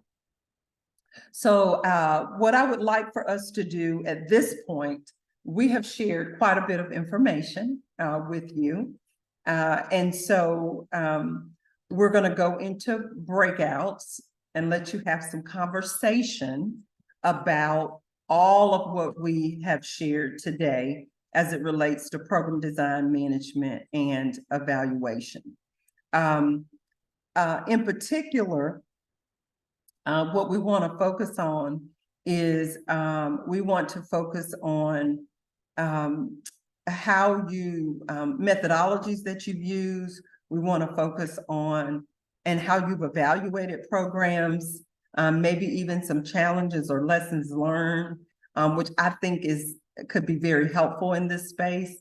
As you look at these 20 characteristics, what is it that you can share with your peers that have worked for you, or lessons learned? So I think that is a very important part of the discussion that we want you to have in your breakouts. That was a lot. Mm-hmm. Okay. And when you brought in, well, number 9 on page 54 about recommendations, and I'm not in that role anymore. I was evaluator for 22 years, but one thing that I used to do, and it could help someone else. One thing that I used to do, and I'm trying to figure out the best way to do that. Once I did recommendations for a program, the things that they need to correct, or some other instances where they need to improve on processes, wrote on those things for a program. When I did the evaluation the next year, I pulled in those recommendations from last year, the previous year, into the current year, and also did a synopsis of an evaluation on the recommendations. So my question is that okay? Because though it's a part of the whole evaluation, it seemed to kind of be a little separate from the evaluation.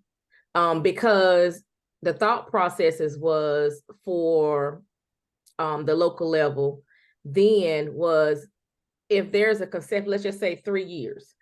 If there's 3 years of not making those corrections or not putting those things into place, then we're going to go into capacity building. So I felt like it was effective, but is it really called something else? You know what I'm saying? That's the question that I'm asking, because though it's separate from the evaluation, it's a part of the evaluation. So I think, Michelle, it is in the eye of the beholder, right? Mhm. I think that, well, my thought process, and I understand your work. I was a Smart Start program evaluator in Davidson County back in the early days of Smart Start. Yeah. And so, you know, the design, the way in which you evaluate programs should be uniquely designed for your organization and that particular program in terms of what works. A Smart Start organization is functioning in a different way than, say, a grassroots, one-of-a-kind nonprofit where they get to make all those decisions themselves, right? About what they do and how they do it. So I think it's important to keep in mind that the way in a program is evaluated is contingent upon who is the authority on how that is structured. So there's that part of it. Yeah. The making recommendations in an evaluation process is commonplace. That's not unique and different. But if you're saying, what I think I hear you saying is that you also take that information and you hold your provider organizations, you hold them accountable to those recommendations by referring back to them and putting it back in front of them. That's just a part of your process. It's, I don't think it's a different I don't think it's two different things necessarily, although you can use the information for two purposes. I think that's what I'm hearing. And I do know, you know, when you think about evaluation, like a Smart Start office, you have programs that are uniquely designed and developed by nonprofits. You got programs that are defined by government, like DSS, public health, and all these other entities. And so you're looking at evaluation from those perspectives. Not all organizations are structured that way, so their evaluations might be very, very different. So I think the takeaway for all of us with her question is that your evaluation is designed based on what it is you need. And that's why those prep questions are important. So you don't spend time on an evaluation that really in the end isn't going to really help you do what it is you're trying to do, which is really tell a story about what you achieved and what you have challenges with and what you might need to enhance. I mean, that's kind of the long and short of it. With a Smart Start office, I'm not sure if this is still the case, but you had Frank Porter Graham. We were evaluating daycare centers and, you know, all kinds of stuff. And so there's that part of it, you know, which is another element of evaluation from an external entity in terms of that. So I think you just have to, you know, hone in on what it is you're trying to do as an individual nonprofit, but also even within that nonprofit, you have multiple programs that are serving, providing unique and different services, which might warrant a different focus, might warrant a different methodology, might warrant, you know, something uniquely different across the board for all of your programs. I hope that helped with that, with what it is that you were sharing. You brought back memories.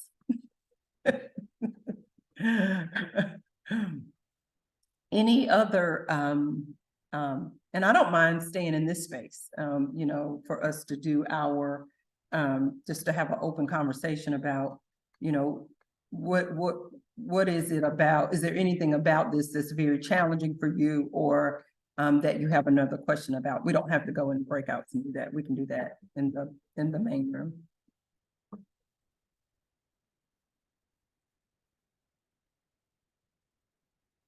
Are there any other questions in the chat? Maybe I thought I saw a couple pop up, but maybe not. As we're focusing on this. Is there any sort of guidance on organizations evaluating themselves or contracting for outside evals? Or is that something different? If I'm understanding the question, might you be able to consult with someone to help you do program evaluation? I would say yes. I mean, yeah, you can consult with folks to do that if that's what you choose. The one thing I'll say though is that any consultant that you work with, you've got to provide them all the information.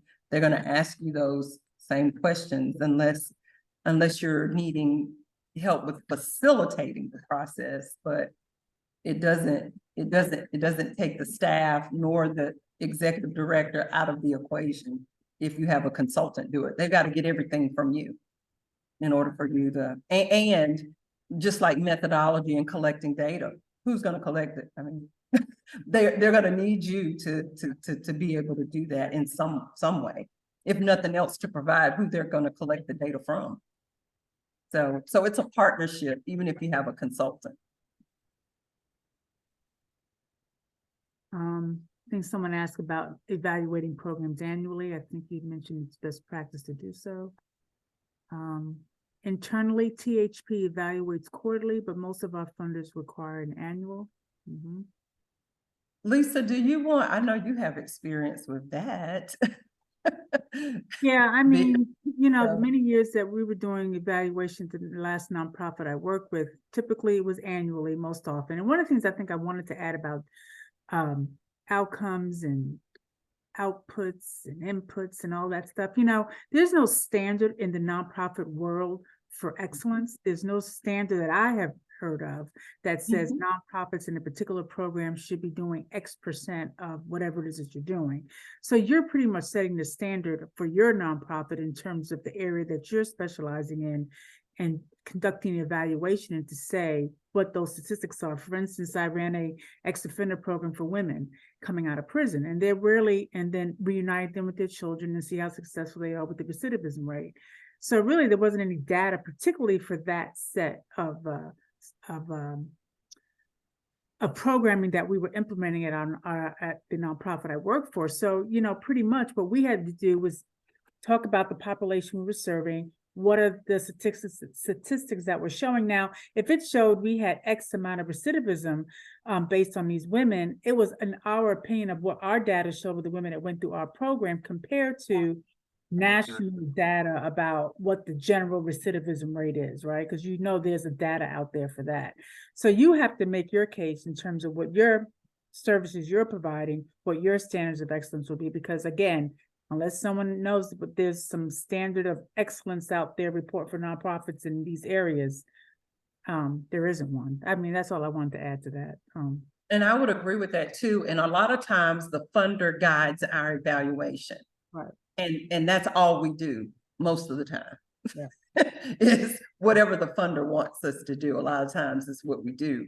Exactly. But we can have an internal philosophy around how we evaluate. Randolph, I see your hand. Yes, ma'am. Thank you. So, as you were describing, like, who is the evaluation for? Our organization's been relatively blessed with funders who are really trying to make an effort to make the process of applying for funding easier for groups, for nonprofits, like ours, very small, community-based, rural organizations. But when I look at like who we're writing like the evaluations for and who we need it for, so I think first and foremost, we're trying to figure out something that we can get to our board of directors to make things a little easier, because they ask us all the time, like, you know, do we need these programs? You know, like how do we know we need them and what we may need? So we're thinking internally as far as staff is like looking, we don't have 22 programs, but we have about 9 or 10 that we don't want to go, but we have to look at it, are they making us any money? So the question was, is there like a simple something we can use for our board of directors in terms of evaluation?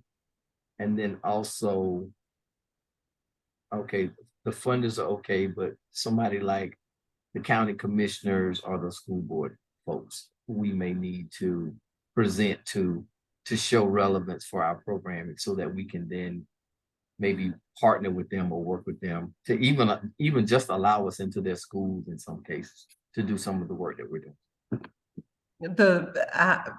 Without a little bit more detail, and I don't know what's going on with my camera now, I'm purple. You're fine. We But- still can hear you. Okay, good. Like But anyway, you know, I think if you were trying to hone in on that, I might begin to document the types of questions I'm getting, right? So like, what kinds of questions are they asking?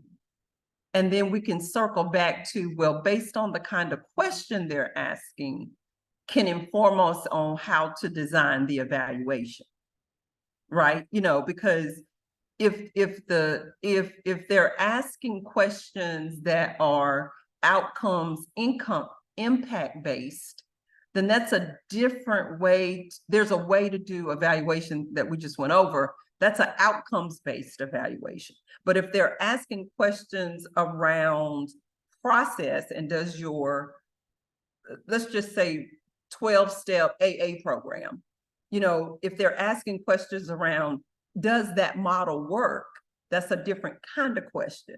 So I think what might be helpful, if you all begin to kind of formalize specifically how they're asking those questions, and then maybe that'll help you to know either what kind of evaluation to do or what kind of data do you already have that can help you answer that question, because you may not have to go back and design or redesign the evaluation. You may just have to take the data that you're already collecting and answer the question, you know, with the data. So I think that's more of it. And I don't know, some other folks can chime in. You're always going to get the, now what does your program do? Now why do we need it? I mean, I don't think we ever get away from that.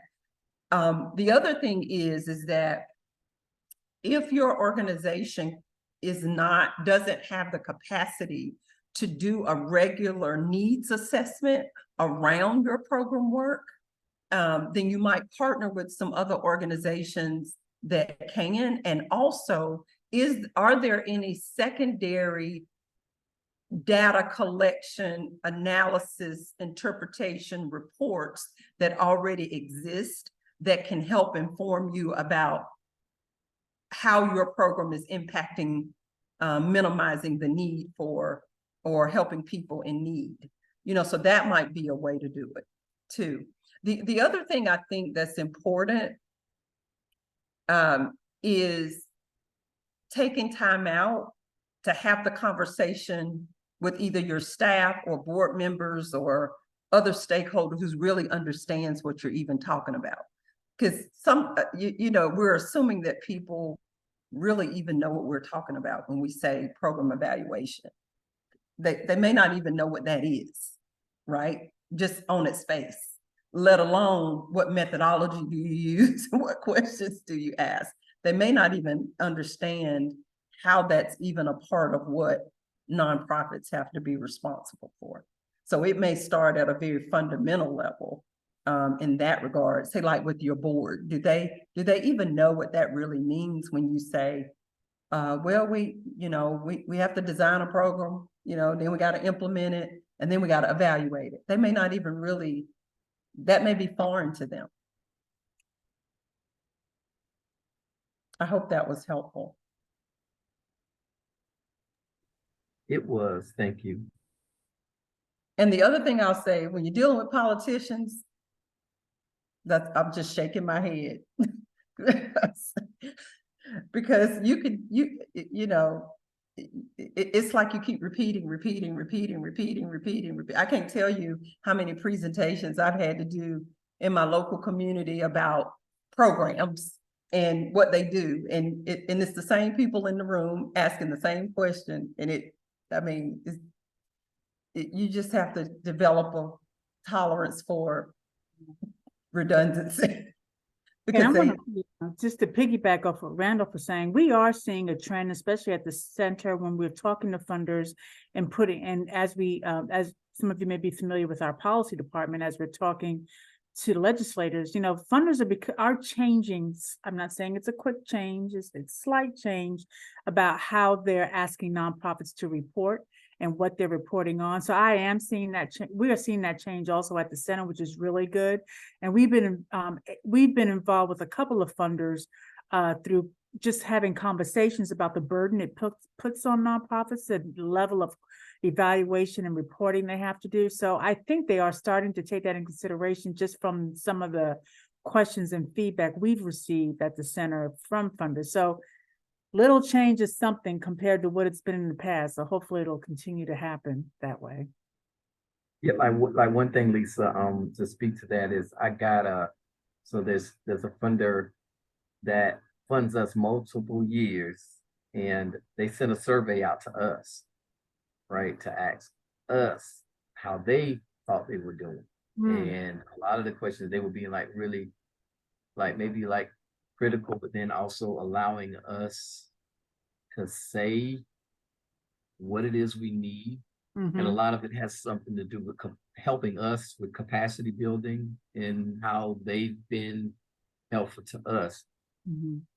And it just leads me to think that they already understand the challenges we're facing dealing with systems in rural communities. So the reason I asked the question and maybe was not to say so much that we feel like we need to evaluate our programs for effectiveness, but evaluating programs just to check a box. So when they come after you, sometimes you need to readily be able to say your programs have been evaluated. And they like to throw the word evidence-based around. So, that's one thing, but I think we just got to be, as a nonprofit, we have to be ahead of the game and a step ahead of the folks to, maybe question our programs and our work, because it seems to me everybody wants to be a nonprofit now. You're absolutely right. We get calls daily at the center. How do I start a nonprofit? And I start, well, what's the purpose? Have you done an assessment of your community? See if there's someone out there doing similar work. Can you partner? You're right. I forget what the number now is. Rebecca, do you remember, do you know the number of nonprofits there are now? Or does someone know that number of nonprofits throughout? I know the numbers are up in Guilford County, members of the consortium. I know those numbers are up. In that regard. But I caught the end of what Randolph was saying. I do think, and we encourage that you build into your program an element of evaluation. I mean, that is a significant takeaway for today, is that you build in that, and that you also maintain, I say, a running document file of each of your programs with these characteristics mapped out, Because if something were to happen to us, and you should be leaving something behind for people to go by, especially these programs that are uniquely made by many of our nonprofit organizations that are unique to our community. So I think it's important to have that information available and to build in some element of evaluating that program. And not wait on, because we wrote a grant, oh, now we're gonna do, now we're gonna do this, now we're gonna evaluate. But I think that should be thought about from the very, very beginning. And those of you that are executive directors and presidents and CEOs, how awesome it would be if you have 10 programs, and I'm a little old school, so I'm still printing off paper and putting them in notebooks. Wouldn't it be great if you had all of this information on this checklist for every program that you have? You can quickly reference it. And you're not thinking, oh, now what is that? Well, what is the goal of that program? And how do we evaluate it? And, just to help you just kind of organize that information. One, so that it's readily accessible to you, and two, so it's readily accessible to other people who might need it. And why not have a board meeting where the focus is all about the programs and how they're structured and what you do and so on and so forth. Baby steps, but we can get there. Any other thoughts about program design, management, and evaluation? Can we just pop up the checklist one more time? Because this is the essence of our work today. This is what we've been working on.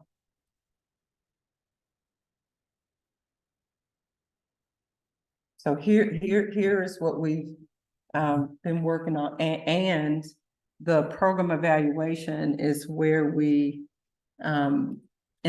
the emphasis was on. And we've got some more time. So when you look at this list, and I think some of this was in the earlier chat items and definitely the polling. Is there anything on this list as you look at it in this context that you have more questions about? We've got time for that.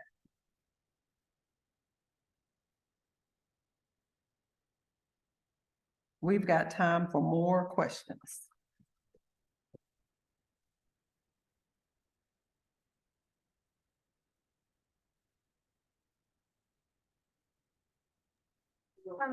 I have a quick question. Can you speak a little bit more about the asset mapping number 5? So I'm finding that I'm still very new to the nonprofits in Greensboro, even though I'm a lifelong Greensboro resident, and I don't know what I don't know. So what's the best way to go about kind of figuring all that out? Is there an approach? Mm-hmm. Go to page 82 in your workbook. We will look at asset mapping again, but it's very similar. The principle of asset mapping is very similar, if not the same, as doing a needs assessment. So we're looking at our community to identify the assets that we have to support this program that we're trying to implement. And so if it is, say, for example, if it's an after-school program, right, then an asset would be opportunities for field trips in that community for that after-school program, potentially. Another asset might be for that after-school program, it might be availability of volunteers to be tutors. That would be an asset. So when we do asset mapping, we're mapping out in that community where those supportive resources or services are to assist us with implementing that program. That's in essence what that is. And Jen, on page 82, actually it's 82 through, and when we get to strategic planning, we're going to look at this a little bit more, but 82 and 83, 82 is kind of the way we highlight it. And then 83 is like a worksheet that we'll use to actually spend some time on that. But we do that in the same spirit in which we do needs assessments. We're just looking for assets. And anybody else, when you look at this list, is there anything that you kind of go, I don't quite get, I don't quite understand what this is?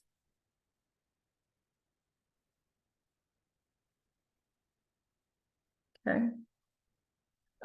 Lisa, is there anything else here that you think we might need to highlight or that we might need to speak a little bit more about? We've got we've got about 3 minutes, I'm thinking, left, to actually focus on the work, and then we'll do our closing for Yeah, today. just looking that over, because you did talk about the needs assessment and, that Mhm. whole process. I can give a page number for that too. Needs assessment is, where is it?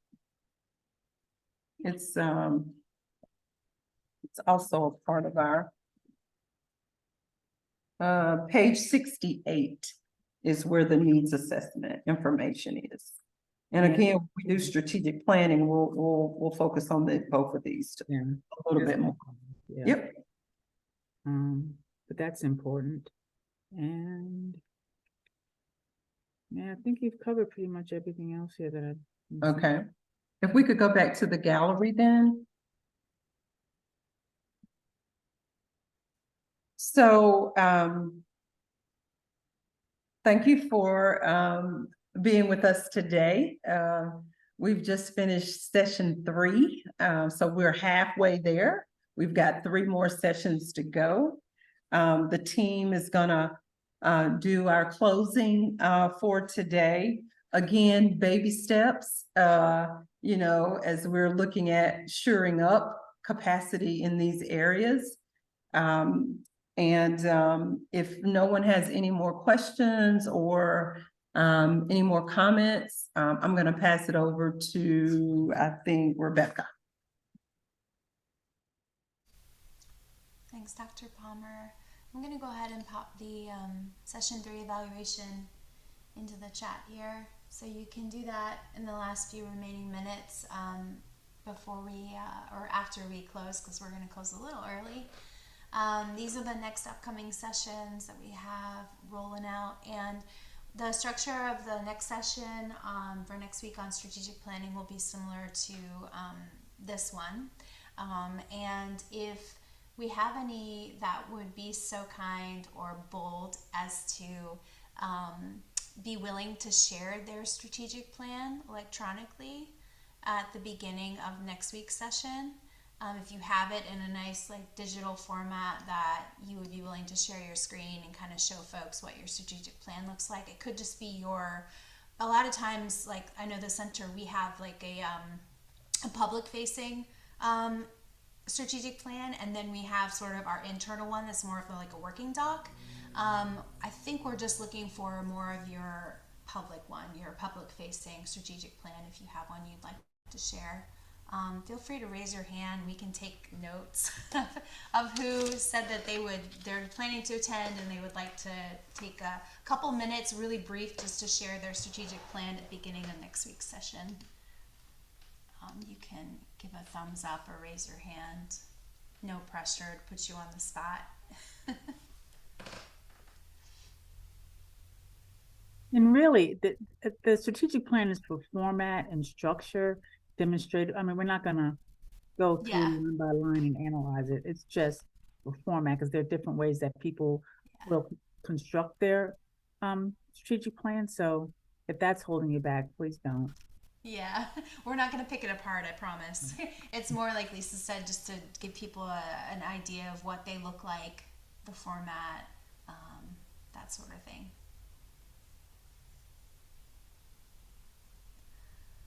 All right, I don't see any brave souls out there. So what we'll do is we'll put this in the wraparound, just inviting folks to share. And then if you've had time to think about it up until the next session, feel free to have that ready to go at the beginning session if you'd like to share.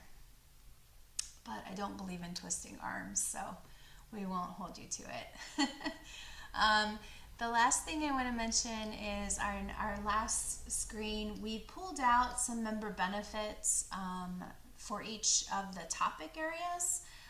We just want to share, and in all the wraparounds, we include a member benefits PDF, and these are the links for program design, management, and evaluation. You see a webinar, you see a template, you see some other resources and guides that you can refer to that relate to the topic if you're looking for more guidance.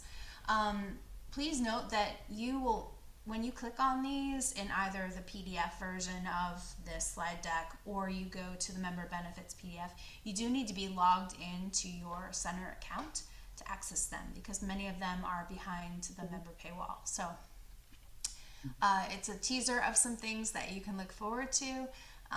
If you are a member and you haven't created an account, please do so. It's really easy. You just create your account, select your organization from the drop down, and then your approvers for your organization go ahead and approve your membership, and then you've got all this access to member benefits. The best way to engage with our member benefits is through your online account. And as always, if you're not a member and you're interested in joining, we invite you to go ahead and consider doing that. If you're not sure whether you're a member, just let us know, because sometimes people are like not really sure if they've renewed or if they're still a member in good standing. We can always get you that information. We're happy to help. So with that, any other questions? All right.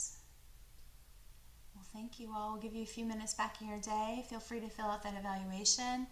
Thanks to our team, especially Leslie behind the scenes. She's making all the magic happen. And Dr. Palmer for leading today's session. We'll look forward to being back here again with you next week. Take care, everybody.